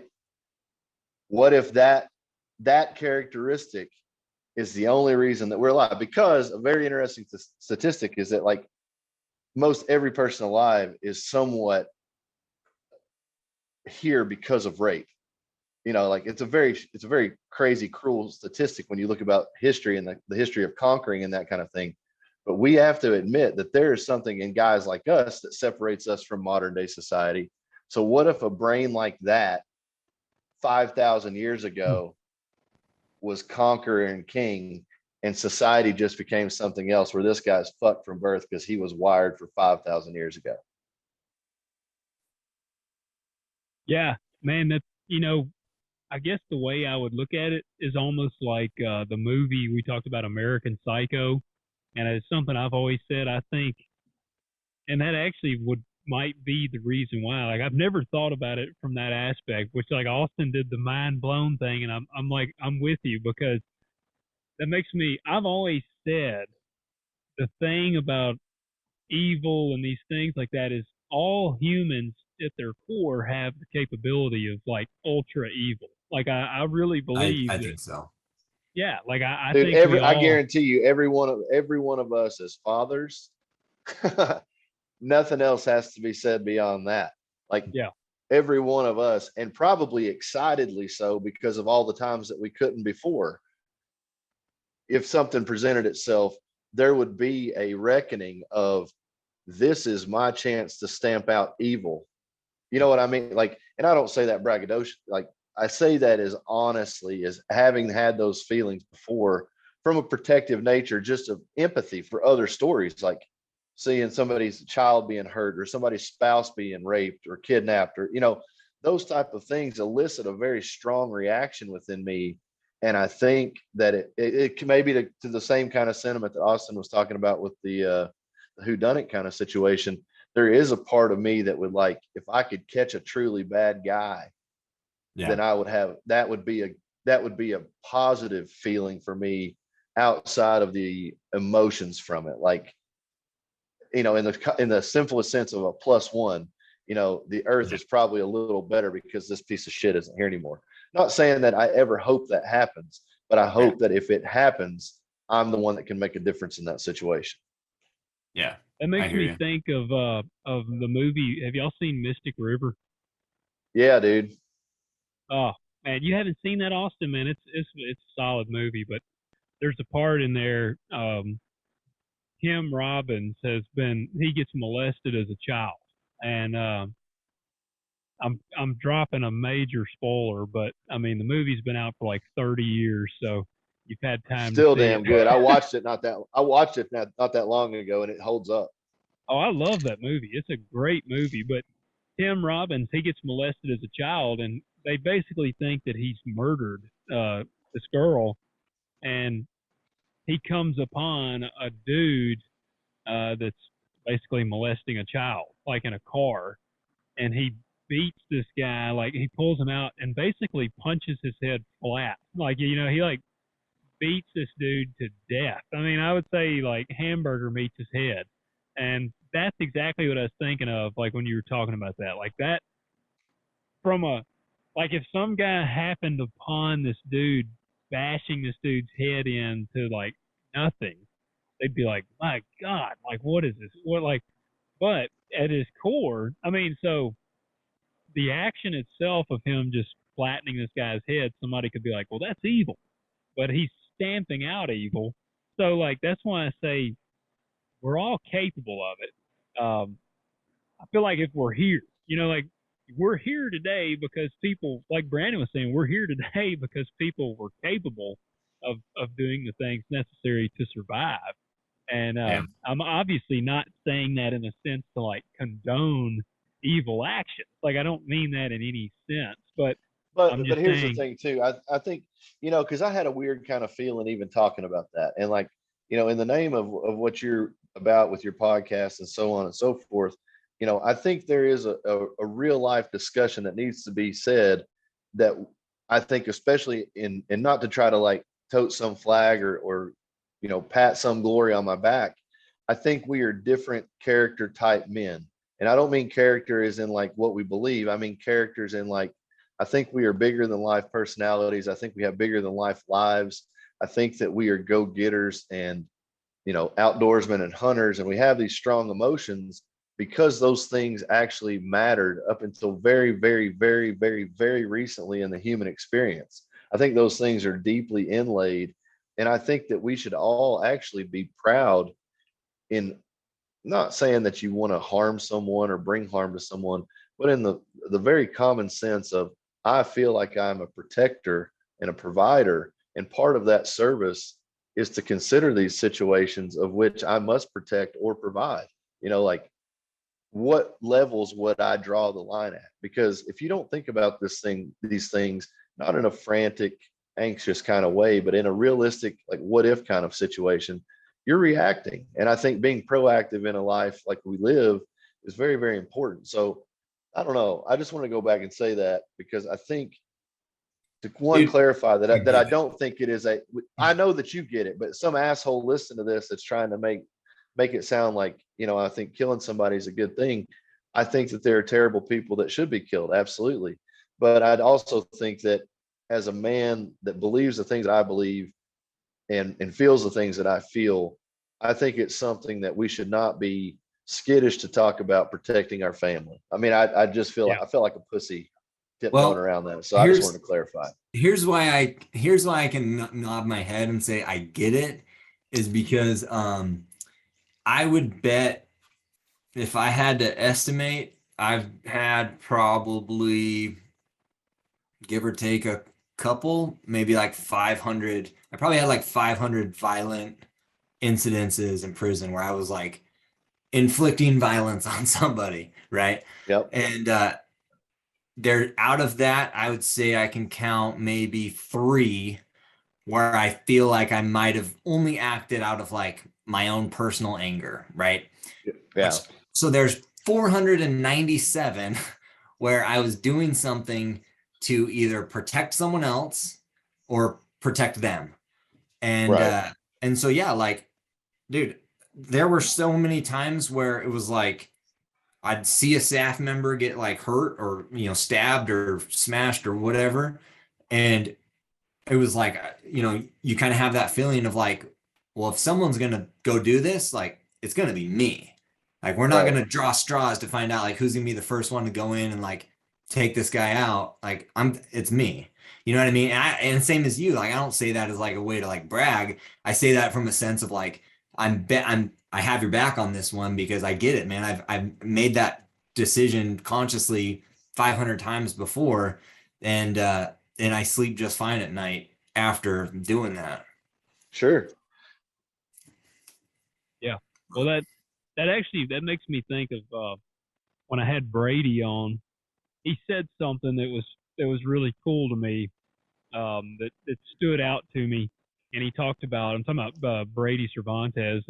When I had him on the podcast, and awesome dude. And towards the end there, we were just talking about, life in general, and talking about how like not needing to prove anything to anybody. And he like held up his hands. We were Zoom calling, and he said, I know what level of violence these are capable of. So he said, I don't need to prove anything to anybody. And so that to me, man, it just goes in check. Like if I try to understand some of these people that do, like those kids, like if I try to understand like how are they able to do something like that? Because just like you said, Brandon, like when you gut a deer or anything like that, it's like, and even with an animal, I'm feeling a level of remorse. Like when I take the life of a deer, any of that, I have that level of remorse. So like, I couldn't imagine like doing that to like an innocent civilian, like, like an innocent person. Like that's where I try to, what is going on with these people? Like, is there some weird thing where they're like in their head, they've got to prove something? Like, what the heck is making this happen? Dude, one thing I heard a lot of that freaked me out was the devil made me do it, or the devil told me to do it. When I heard that from people, man, I was a little bit freaked out of those people. And I heard that a lot. I can think of one in particular that stuck with me. And this happened a lot, right? But one in particular, this guy was like, if I remember right, his TV was up too loud, and his neighbor that he like shared the wall with was his landlord, and the neighbor comes over, knocks on his door, and tells him, "Hey, you need to turn the TV down. It's too loud." And as the guy's talking, he said he could hear the devil in his ear whisper, "Murder him." And he's like, "Murder him, murder him." And so the landlord leaves, and he purposely doesn't turn the TV down because he knows if he leaves it up, the landlord will come back over and he'll be able to murder him. So after the landlord leaves, he's already like planning out how he's going to do it, right? That's all it took. And so the devil like is still in this guy's head, talking to him, like talking him through this whole thing. So, a little bit goes by, landlord comes back, knocks on the door, stabs him, murders him. The guy's wife freaks out, and she's like, "What have you done?" Right? This guy apparently, I don't know, but he describes it as he's never had like a violent outburst before, like never had a history of violence, no criminal activity. Wife freaks out. What did you do? What happened? Whatever. And while the wife's freaking out, he hears murder her, murder her, murder her. And so she's freaking out, takes the knife, grabs her by the head, and starts chopping at her neck. He said he chopped her head off. And the weird thing about this, which freaked me out, is he was like, it is so easy to cut someone's head off up until the spine. And then when you hit the spine, it's kind of like with a deer, you know, where it's like so hard to like figure out where the spot is to separate it. He's like, dude, I was sitting there like stepping on it and pulling at it and hacking at it. And he's like, finally I got it. And he's like, once I was holding it and looking at her, he's like, I could hear the devil telling me, now get rid of it. And so he opened the door up, the front door, and he bowled her head down the driveway and just sent it rolling down the driveway. And he's telling me this story like so matter of fact, like no emotion, no like, hey, dude, this is what happened. Like, the devil made me do it. Yeah, it was so strange. So strange. That freaks me out. What are your thoughts on I that, concur. I concur. I am, dude, you know, it's like, there's a part of me that wishes, like, as the curious cat that I am, that I could feel that kind of feeling where something was coercing me to, no, let's just say like donate $1,000. Let's just say that there was something that was so, like, whether it was God, whether it was the devil, because I mean, people talk about all the time too, like having the urge to drive to a certain location and they find something or they find somebody or whatever. I mean, I would love to certainly feel what that is like at either level of that spectrum, to be like, I don't know, man. I think I've felt that one before. I mean, like I told you, I've had some hard days in my life where it's like, yeah, just go through this door that you shouldn't go through. Like, just go through that door. And my dumb ass walked through every one of them, you know? So maybe I have felt that at some level, but I don't know, man. Like, just being around, sitting there, like normal sunny day, and then somebody just tells you to kill your landlord. Like, I think that I would have a pause first. I'd be like, momentary, just take a second. What's going on here? Like, you know, where did this come from? But maybe I would. I'm out. Here's the first question that I would ask: was the rent paid? Because, like, if the rent was paid, there's a lot more validity to this motherfucker story. But, dude, I've been late on rent payments before, and I've had to talk to the landlord. So I've come up with some pretty shiesty shit to be like, hey, man, you know, this happened or this happened or this happened. It, short of killing someone, I've probably tried it or said it. You know what I mean? Like, I can empathize up to a certain point, but homie just got a little too far. He went a little Aaron Hernandez on everybody. Hey, bullet. I told him, I was like, hey, bulling that head down the driveway, too far for me, dude.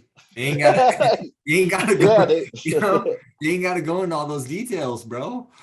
Man, like, did he have any remorse about it, or is he just like, I did my duty, like I did what I needed to do?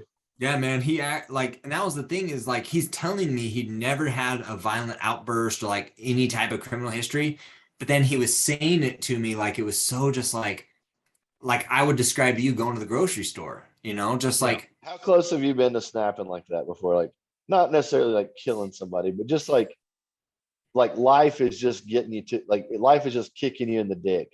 Yeah. You know what I mean? And I think I would want to know. I would want to know more about his situation. Like, were you stressed? Had you missed your rent payment? Like, me as wanting to be like the constant interviewer, that's what I would want to know. Like, where was his mental state outside of this moment? You know? I can tell you probably not great. Yeah. Dude, I feel like I've had that like violent snap a handful of times, but for me, it's always like. Did you see like, Red and were you listening to Chevelle? It's it's almost, dude, it's almost like this it's almost like you reach this like euphoria, you know, and it's like as soon as you hit it, then it's like it all sets in like what exactly you're doing and what's happening, and then you can like I pull back so fast. I'm like, you know, and I've had that happen a lot where like I'll snap, I'll see red, like something violent will happen, and then very quickly I'm just like, holy crap, like I need to, like, you know, That's my experience. I've never gone as far as grabbing a ponytail and hacking someone, but No, well, I'll tell you, mine, see, typically, especially with me farming, I'm usually by myself a lot of times. And so my anger and frustration usually is towards a tractor or a planter or something. And when my violence strikes, it always ends badly for me because all that stuff is made of like hard metals. And so, like, kicking the I was, tire. dude, I've punched planters, like slammed my hands down on stuff, and then like I'm brought back immediately because of like the aching pains in my hands and stuff afterwards. But like I can tell of a good one. Just this year I was planting on this farm, and I had been having nonstop trouble out of my planter. Traded the piece of shit finally. Like it makes me mad just thinking about it. But I got rid of it finally. But I was out there and it kept my vacuum was battling me. I wasn't having any luck, and I had to put a new pump on it. The thing weighs like probably 60 pounds, and I've got it on there and I'm trying to bolt it up, get all this stuff going. And it's kind of the farm is near the road, so people can see me. And I'm trying to get this thing. I'm trying to get this freaking like bolt or nut started on it, and I cannot get this thing to start. And like every failed attempt, my anger goes like another notch. So then it's getting worse, like because as I'm getting madder, like my motor skills are like declining with my anger increasing. And so I'm like, man, I mean, like people. I could have wrote a book on like cuss words that day. I was trying to physically cuss the nut on, and finally, I just threw the ratchet and socket. Like I dropped the pump, threw the thing, like slapped my hand down on the planter. So then I had to do the like dumbass walk and go. I had to go find the socket where it had flown off. I had to find the ratchet, and while I was walking to get them, I'm like, what a dumbass. So like that was my like pullback on it then. So when I see red, my adversaries typically are far superior than me in my physical challenges. Man, Touche. I love scary movies, man. This has been fun. this, this has been awesome because I feel like nobody else really likes scary movies that I like in my close circle. It's been so nice to talk about. What really happened is we found a group of people that liked similar horror films, and then we became best friends. All in the matter of this conversation. Hey, but we if didn't any talk shit about horror films. Hey, if any of you freaks call me to try and make a scary movie, the answer is no, though, because I know where you're going with it. Well, man, I've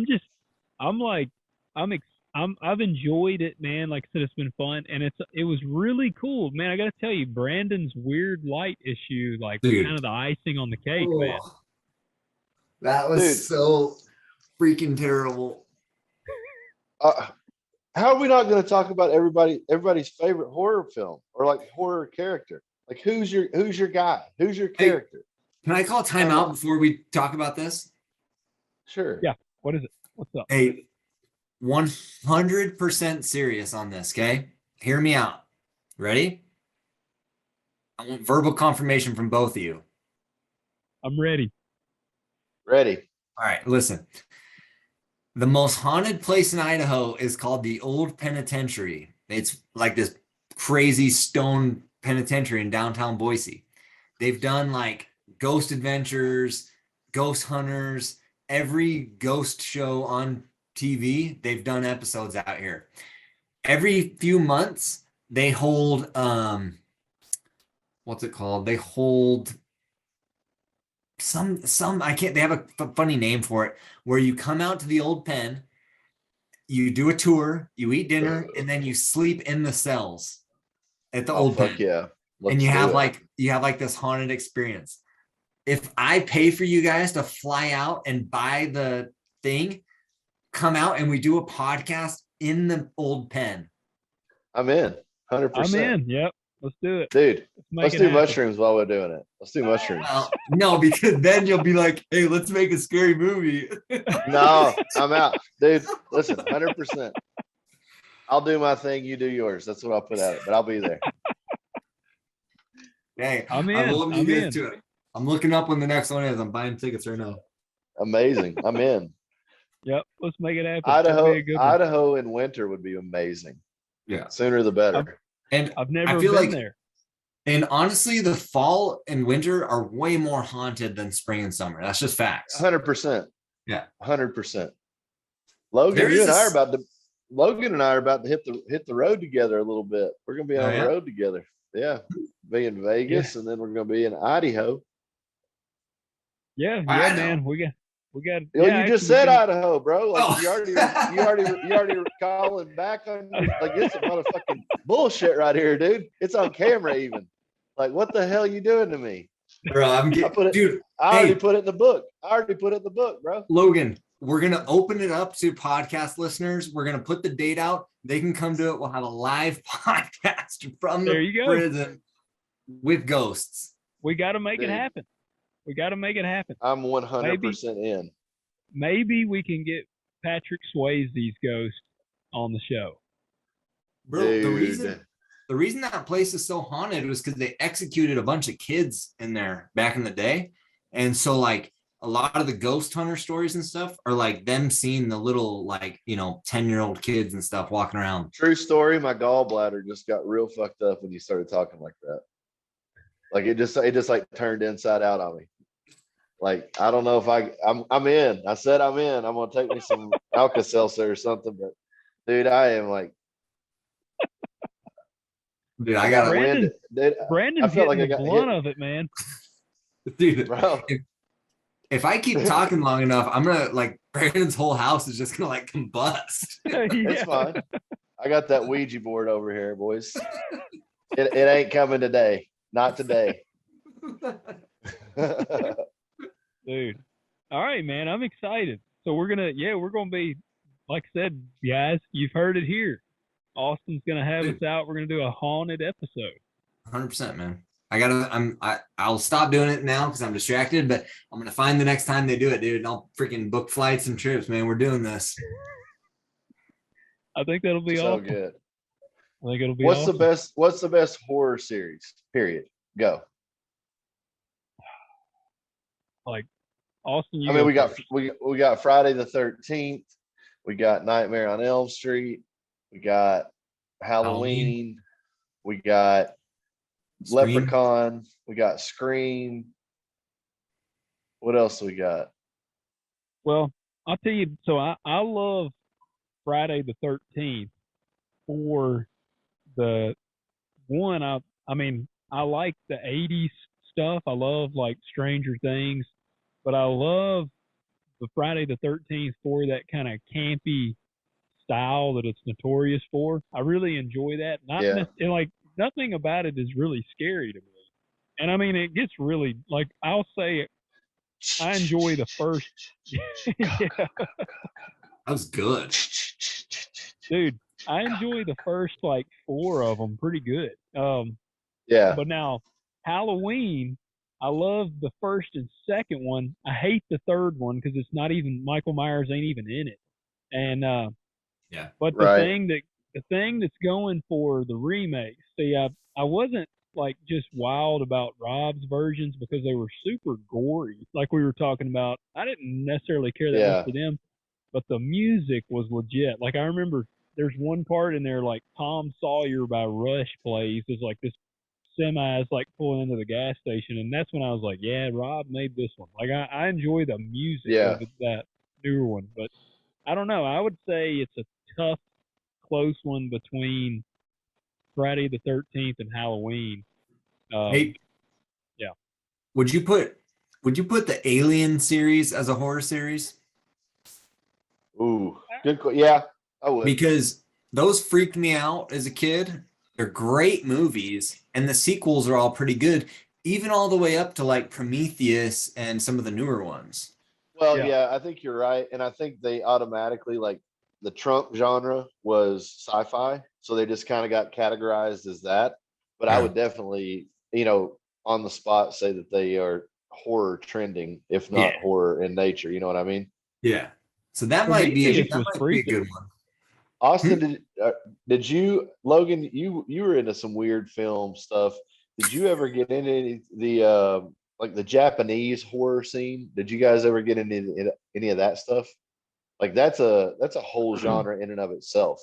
I saw like the Japanese version of The Ring, and I saw the Yep. Japanese version of the one with the hair.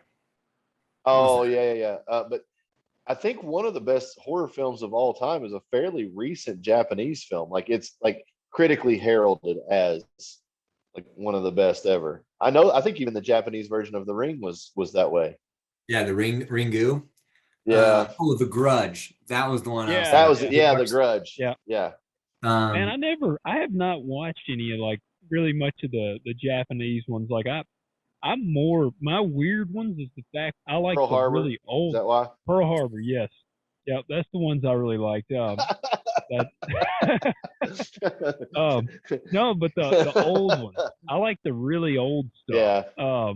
Like that's what what really shocked you, I guess, when you came here was my like collection of the original Universal monsters. Like Nosferatu, Werewolf. Yeah. All of the old ones. My favorite Frankenstein is actually the like original Frankenstein. Man, I don't even remember when that one was made, like in the 30s or 40s. Yeah. I love those still. Like if I could make a movie, that's why I like Young Frankenstein would be like the movie I'd love to make.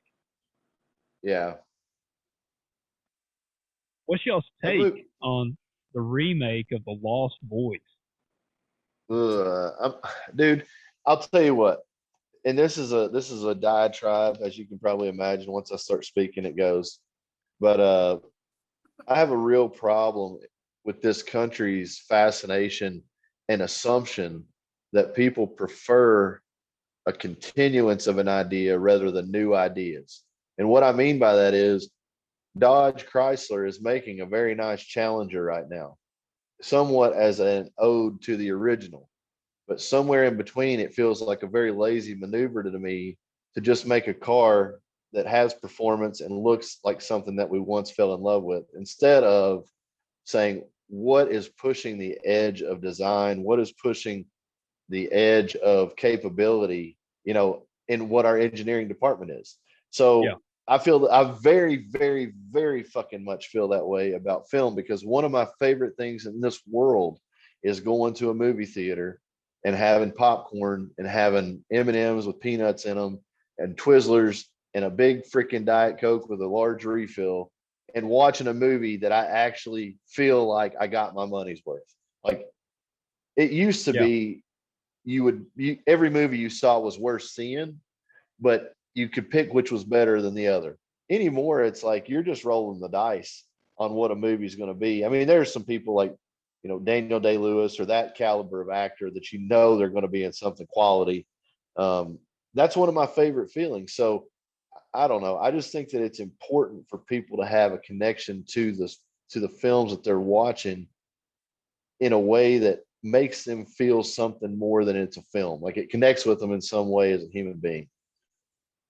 I'm 100% with you. I'm the same way. Well said. That's what I've told my wife, because we got a little theater here in town and nobody goes there hardly anymore.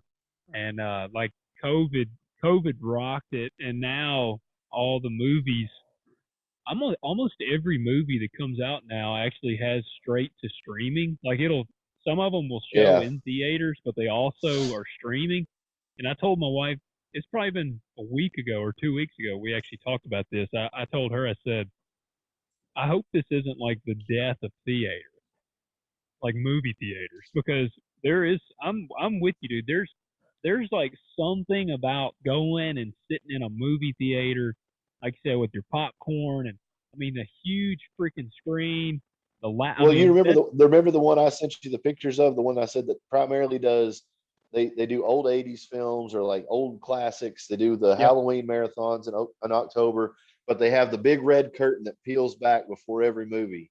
They've got the gold inlay in the ceiling from like this thing was done in the 20s when the theater was like a real royalty kind of thing. You know, it was the most modern experience you could have in America.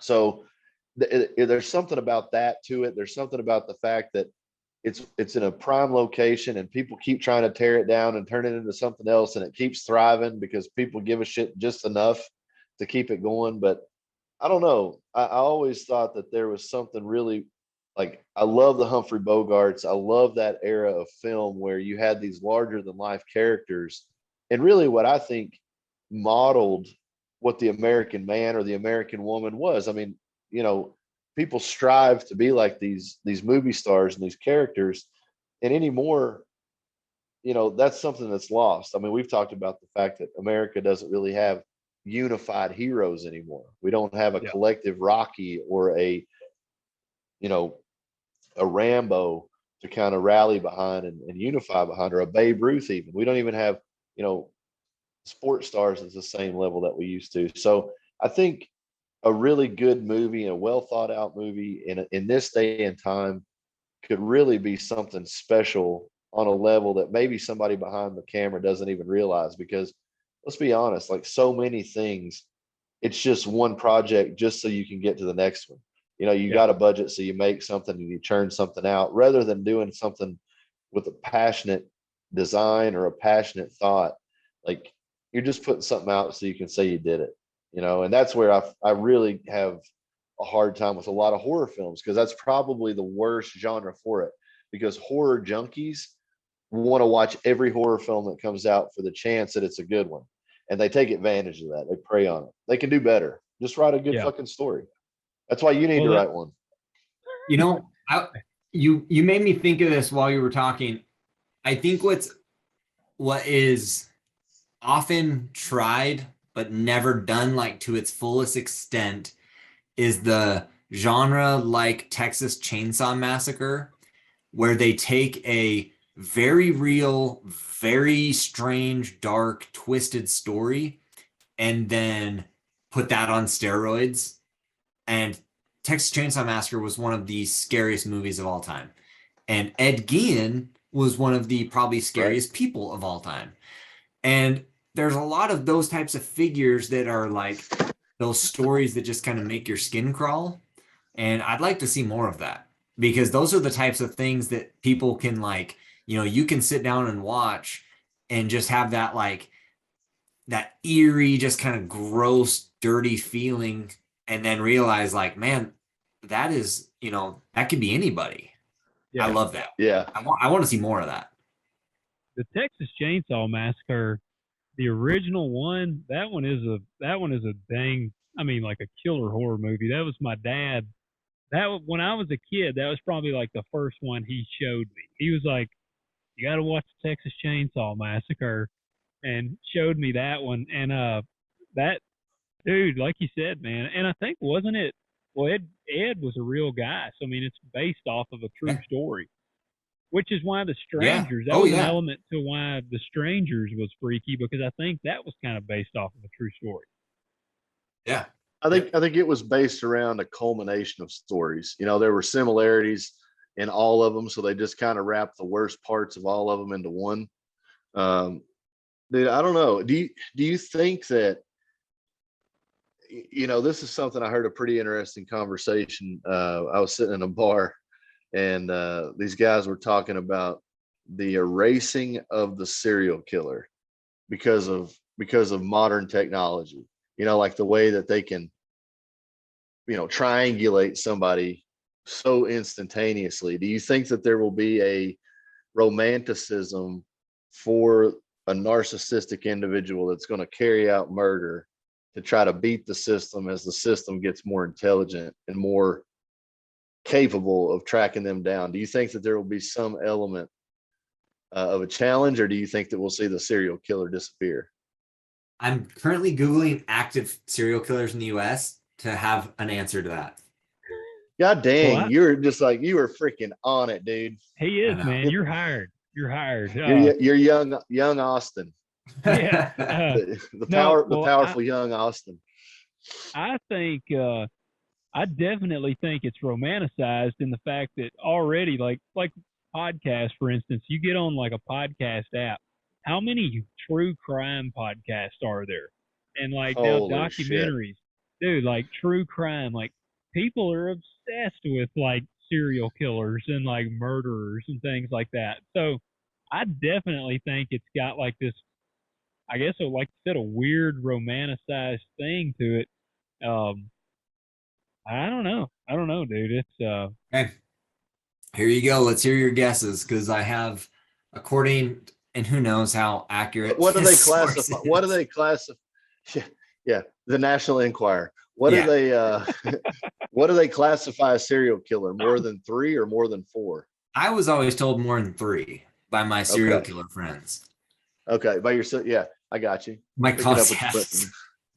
I got According to the FBI, what would you guys say is the active number of uncaught serial killers in the U.S.? you. 167. Oh, we lost you, You lost me? wait, Logan. dude. Oh, can you got me? Yeah. What was your guess, Brandon? 167. Oh, wow. Very specific. Okay. I'm gonna say 58. That was a pretty good guess. So they said it varies, but it's generally between 25 to 50 active. It also says, I That mean, feels very obviously low there's, for 300 million people. yeah, yeah. That So feels very low. Well, feels very I safe. actually I thought about pulling the prices right and either saying one or one more than what Brandon said, but I decided not to do that to him. Dude, Dude, here's a good one. 167 came to me through one of those channels we were talking about. There's 167 motherfuckers on the run, murking bodies. Like that number, bet on it. Like I don't know who's taking best, but tell them. Bro, 167. honestly, I bet half of them are in Idaho right now. I'm telling Dude, you. no way. Where do you think Oh, they're that's- at? I think Florida's got it. Or Chicago. Chicago's dude, got a lot. The one that they have on here that I'm like, duh, how did I forget about this? Remember the Long Island serial killer? The Long Island Lolita. It's the guy Lorena who's Bobbitt. killing all the prostitutes. So I it's don't even know if I've heard about it. yeah, dude. The guy was active, so he was killing for over 20 years. Had at least 10 victims and probably more to discover. All of them are sex workers and still not caught. All right, time out. So, question, and this is good. I'm only asking this because it's already happened on TV. So, kind of like life imitates art or art imitates life kind of thing. Did you guys ever watch Nip Tuck? No. Damn it. Okay, there was season 3. There was a villainous character called the Carver. And this was something really fucking great that I think FX took strong advantage of. Like, this tells you that I was paying attention to marketing very, very young, because when this show was on, it was like I caught on that this was genius. They had this character on the show who's mysterious, wore a mask, was very, very devastating, very, very like we talked about, very sophisticated, very elegant, and then he was also murderous. So his identity was concealed, and he created a MySpace page that coincided with messaging that was actually happening on the show. So it was like this, like nothing had ever been done like this before. You know, like this is 2003, 2004 timeline, kind of early internet interfacing. So it was something that I was thinking about then that I just started thinking about again was, what if somehow a serial killer created a social media account? Because, you know, viewership is currency right now. Like, what if somebody goes out and kills 10 people, videos everything, the crimes go unsolved, and this person just uploads this stuff like 2 years after the fact, and it like becomes this live stream of this situation? Like, that's the kind of culture that we live in. That's the kind of culture that having a 13 or 14-year-old son currently like makes me very worried for, okay, what is happening in his lifetime? What is happening in his kid's lifetime? Like, I could see that kind of stuff being celebrated because we already do. We already like go to the lowest form of entertainment, right? So what is that? Man, That's a good movie. That's a good movie. Let's write that. Write it down. Here it is. Don't air this shit. Bring the cameras, film it, low budget, boom, done. Dude, what if like 3 guys are spending the night in like an old abandoned penitentiary and there's a bunch of other people there and like they do a podcast and then they decide to like start murking people? What about that? Like what if that, Suddenly the podcast listeners are like, we are not coming to that penitentiary. Well, at first I was thinking I would send this to anyone at an Idaho State Penitentiary, just so I could hear it in case things went south. But yeah, I don't think it's going to happen. I'm out on that plan. Okay. No, guys, we're just spitballing here. Okay. There's a brainstorming session. Gotcha. Anything you need to talk to? You need a counselor or? The devil made me do it, dude. Dude, just go with it. That's like an Eminem song or something, I think. Well, it's I don't know. It's been interesting, man. Hey, it's been fun conversation. We've covered. Is this exactly what you hoped it would be? Like this is what you thought it would be. It is really what I was hoping it would be. Yes. And I will say we progressively, I feel like, did get darker as it went on. That was kind of my plan. So like we didn't start off with like I didn't want people to turn it on and then suddenly hear about a man like struggling to chop through the spine of his wife's head or like under her head there. So I was like, we'll warm them up, get them into it. So that's all right. We did. That's an upper level course. I got one for you here. This is going to take it dark because this is going to rip your nuts open. It's at least going to bat wing you a little bit. All right.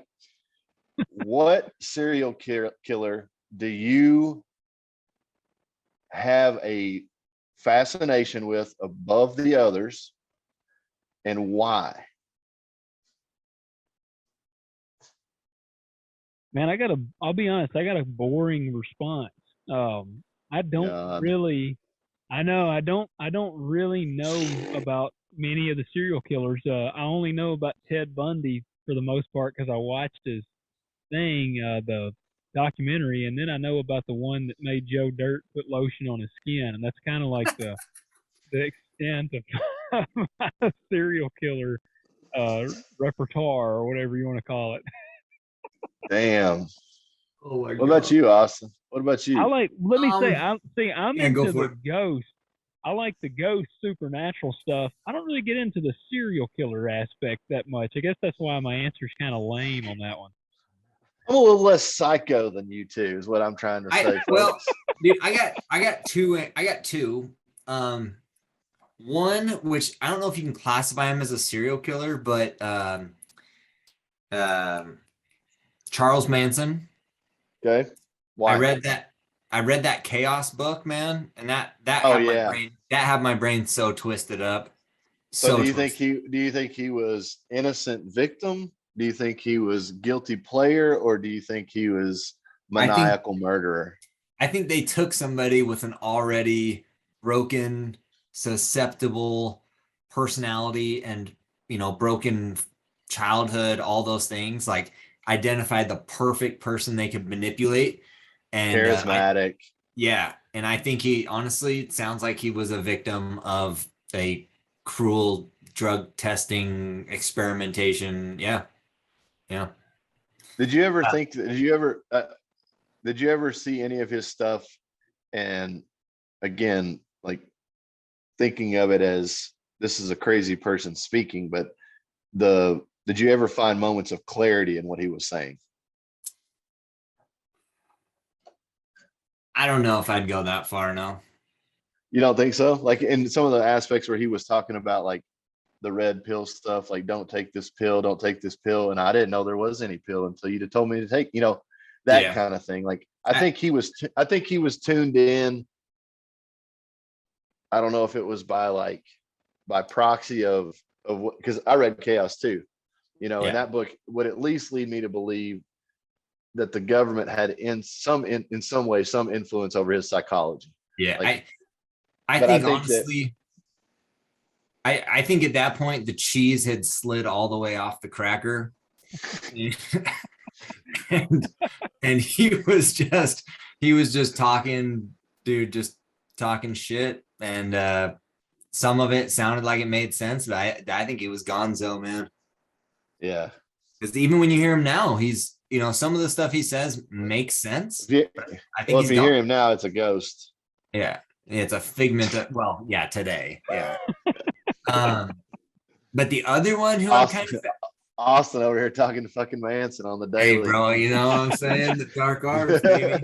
The other one that kind of has a little bit of a weird place in my head is Richard Ramirez, dude, the Night Stalker. Oh. Is that a real thing? Because, all right, see, where I've heard of him because he was on American Horror Story 1984, the Night Stalker. So that's a real dude. The Night Stalker is probably one of the most terrifying humans in American history, I think.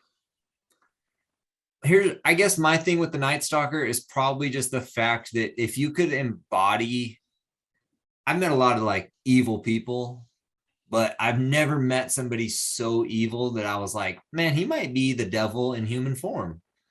If I had to identify someone like that, it'd be a Richard Ramirez type. Like just pure evil, What did he like? How many people did he kill? What's the little background on him? Stand by.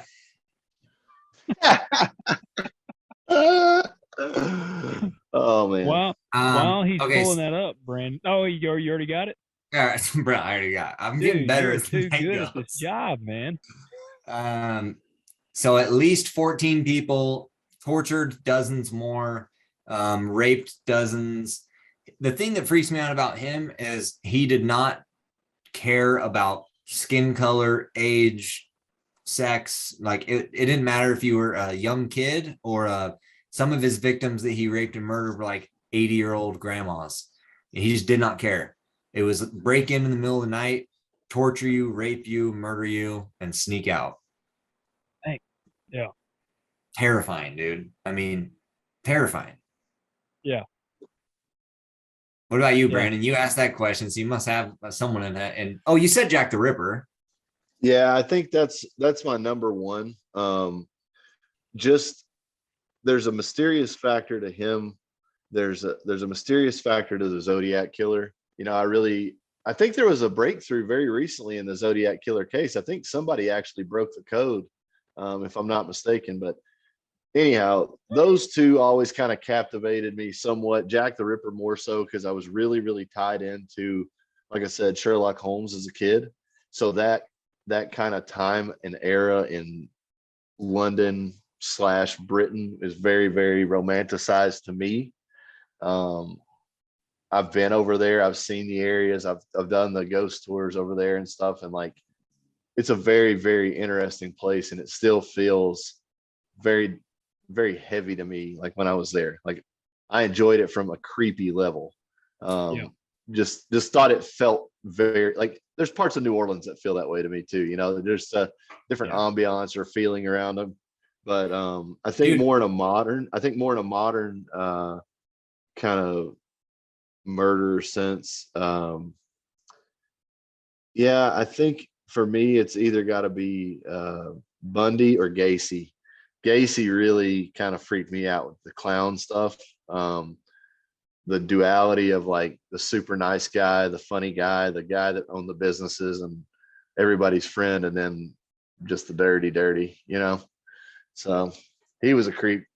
Hey, do you remember in the book Tribe when it talked about how during World War II when the Germans were bombing, I think it was the English, at night they would go down into the bomb shelters, and then during the day they would come up out of the bomb shelters and work. And do you remember this part? Yeah, man. And he talks about how there was a serial killer in the bomb shelters who was murdering people at night, but they purposely wouldn't run the story in the press because they didn't want to like lower the morale of the nation. Yeah. That is not only completely insane, but why is that not a movie? Like, that's crazy. Dude, it should be. Like, it absolutely should be. That is crazy. What about the German werewolves? in World War II. You'll know So about the my- German Oh werewolf. yeah. Oh, hey, before we move on to this, Brandon, the Zodiac killer breakthrough you're talking about, December 11th, 2020, the FBI announced that they had cracked a 51-year-old Zodiac cipher. And then more recently, June of 21, a French engineer claimed that he cracked additional ciphers that had been unsolved by the They're Zodiac. tracking him down. They're tracking him down. You're getting him. It's Joe Biden. Stay hungry, boys. Stay hungry. It's All right. Joe Biden. German werewolf. Joe Biden is a fantastic president. I just like to say that. I really appreciate the work he's doing. Motherfucker. Me too. I like that 2,500 page bill they got to read in like 3 days and vote on it and pass it. But Hey, now, you're kind of killing my horror boner I have right now with this. all right, Dude, are you look looking here. up? You've heard Oh, of shit. the werewolf? Oh shit. No, Uh-oh. did Brandon just get attacked by a werewolf? I was gonna say Covered. something just happened. Hold on, Brandon. we Oh, can't. Can you hear us? dude, I can hear you. Can you hear me? Okay, you're good now. You're good now. What happened? A Lysol can just fell on me, What? Out of Unprovoked? nowhere, unprovoked. Oh my gosh. dude. His Dude. gallbladder's bursting. The lights are going on and off. The can. He's getting attacked by stuff now. Look, I can't. Hold on. Look, just fell. No lies. Dude. Dude, man, Look it's, at going, that. it's after you there. Well, Never going to Brandon's house. dude. Clean the yep. sin. Clean the sin out of your life. Get some Lysol. So, okay, so basically this German werewolf thing, I've never heard of it until now, but what I'm gathering from a quick Wikipedia read is that Hitler had a plan to like create a German werewolf special operations army to Yeah, murder people. it was kind of like it was one of his just like scare tactics. It was like propaganda. They were, and a lot of them weren't even actually like soldiers. They were civilians that would go in with some soldiers, and they would like raid places and kill people. And they had a symbol that stood for like werewolf or something, and they would paint this symbol up and Awesome. just to like scare people. Which in the end, it really didn't make a difference because like I could like as I was reading about it, like I was like, that's kind of cool pretending to be like werewolves. But then you got to remember we had the like hard ass Patton back then, and Patton Yeah. would just be like, he would have something to say. He'd be like, I don't even know what Patton would say about a werewolf, but I'm pretty sure Patton had made the remark that he was like reincarnated from being in like the Roman Empire. So he'd probably say he had killed werewolves in the past. Patton was such a hard ass. Werewolves didn't scare that man.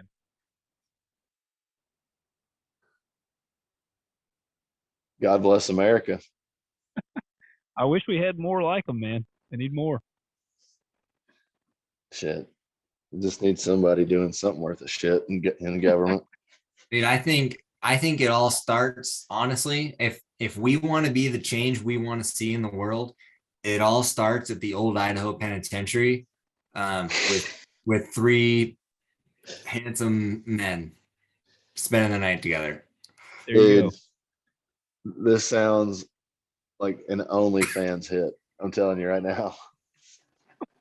I swear, just on description alone, balling. go. Three bearded, millionaires. heavily bearded men. 3 American men, Oh my gosh. slabs of American beef. American muscle, baby. American beef going to the Idaho penitentiary system. We're gonna make it happen. Jesus. Hey, Yeah, before nuts. we Dude, Bef- we need to get a crowdfunding for this. We need to make a documentary about it. Going to jail in Idaho. Hey, you know what? Dead serious. Hey, look at me. Dead serious right now. When we pull this off, I will set up a tour at the prison I used to work at, and we will go tour F Block, where the old execution building. Dude, let's do it. Can 100%. we also arrange a fight? Can we arrange some bets while we're in there? Let's get it over some bread, like some I don't know loaves if I of can. bread. I don't know if I can promise that, but dude, let me tell you a quick story real quick. One of my friends, when we did a prison tour one time, and I got permission to take him out to the execution building, and there were some other people in the tour with us, and they were like, okay, like here's the execution chair table where you strap them down. And it's crazy because it's like this little recliner chair and it's got like armrests and stuff. And they're like, please don't touch the chair because it's kind of like not special, but like they just don't want people like doing anything weird with it. My buddy, who's my roommate at the time, goes and he lays down on it and goes, like he's being electrocuted. Dude, and I'm dying, right? I'm like, oh my gosh. The other people in the tour looked at him like he was like the sickest dude ever. So oh my God. Listen, I do have to tell you a story. So I was in DC at the Holocaust Museum, and there's a very, very like kind of a touching point. I mean, the whole thing is very, very serious, very, very heavy spirited kind of place. Like it's so sad. And this is when I was massive, like I was huge powerlifting. Had just really kind of like done a couple of good shows and was really starting to make a name for myself. And this kid comes up to me and he's like, hey man, I know who you are. Can I take a picture with you? And I was like, absolutely, no problem. And dude, I swear we go to turn around and it's like this 70-foot freaking swastika flag right behind us. And it was like, holy shit, wait just a minute. Because it was like, I was just trying to be nice and courteous because I just wanted to, like, it was so awkward to me. When I turned around, like, thank God I did, because his girlfriend was snapping the picture. But it was like, it was such a weird moment and I felt so dirty. Like we went out into this hallway and tucked away in a corner and took this weird fucking every year it comes up and it shares with me on Facebook because this dude tagged me in it. I hope he didn't hear it, and I feel no ill towards him for asking, but it was just like, holy shit, man. Totally. Yeah, I'm glad there's not a giant swastika picture of you going around. Oh my God. Hilarious. It was like, I felt like just gross after it. I was like, just not the place, man. Not the place. Yeah. Yeah, that's a time and place thing for sure. Well, we were on a guided tour together. Like we would have finished we would have been in the fresh air at the same moment, So you might have actually ruined that guy's plan. That might have been like that was like the perfect moment for him, and he's like, that's man, I want to get one with this Dude, guy and this huge swastika. Shit. Yeah, it's probably some kind of bet with his girlfriend. Yeah, jeez. Yep. Yeah, he didn't score that night because you didn't take the picture there. Exactly. Well, I can see it now. There's gonna be a new ghost hunter show on the block. We're just gonna be like the next Ghostbusters, man. I mean, we're not good modern day Ghostbusters because we're three white dudes. So that's like, that's already playing against us right now. But we'll just have to improvise. Now, before we close, I asked Brandon this. I don't know if you've seen it yet or not. Austin, have you seen Seven Psychopaths? Yeah, the one with isn't Brad Pitt in that with? No, it's Christopher Walken and what's the guy's name? Have you watched it yet, Brandon? No. Colin Farrell's in it. Woody Harrelson. Yeah, I remember not liking it, dude. Oh man, I liked it. Because it was weird. But the graveyard shootout scene, I'm one of them guys, man, like the whole movie, it's like when I play golf. Like I play golf, I'm terrible at golf, and I'll make one good shot the whole day of playing, and so it brings me back. Certain movies will have like one scene that is just so damn good that it'll bring me back. Seven Psychopaths is one of those. Like Colin Farrell is actually in it, and he's telling them or no, I cannot remember the guy's name. Who's the other one? Did you pull it up? Who all's in that? Yeah, it was all right. So there's Colin Farrell, Sam Rockwell, Woody Harrelson, and Christopher Walken are the big ones. Sam Rockwell. He plays in it, and he's like describing this shootout scene, and it's just this awesome shootout scene. One of the guys in it is like very similar to the Zodiac Killer, is what made me think of it, like one of the psychopaths. But they have like a big huge shootout scene that's just awesome in the cemetery, and like there's one part he's like he shoots his woman gets shot, and the guy carries a rabbit. One of the psychopaths, he always has a rabbit, and he gets shot and his wife gets shot, and Sam Rockwell is like, but you can never kill the animals, and so the rabbit like hops off and doesn't get shot. But like the movie, man, I enjoyed it, but that one scene, but it made me think of the Zodiac. Y'all kind of reminded me of it there, but I was going to say, man, that's one I recommend. I enjoyed Seven Psychopaths. It's a weird film, but I don't know, it's one kind of off the beaten path. I'll have to give it another try just for you, man. It's been 10 years. Well, what do you guys, what's your closing thoughts there? Austin, you go first. My closer is I said it earlier, man, but the more time you spend digging around in the darkness and looking for it, you're gonna find it. And so yeah, I enjoy scary movies, man, but that's my limit. No Ouija boards, no satanic sacrifices or devil worship. So are you backing out on the penitentiary now? No, are you kidding? No, but I'm dead serious on that. I think that it's only appropriate that we do a part 2 follow-up to this. And I think that's it, man. I had a blast doing this. October is the best month of the year because you got football, hunting, and scary movies. It's the best month of the year, man. Thanks for having me on. Absolutely, man. It's been awesome. Brandon, what about you? For sentimentality purpose, Hocus Pocus is one of my favorite Halloween movies and will always be. So fuck you guys. I love Hocus Pocus. Okay. Well, anybody out there that is a naysayer.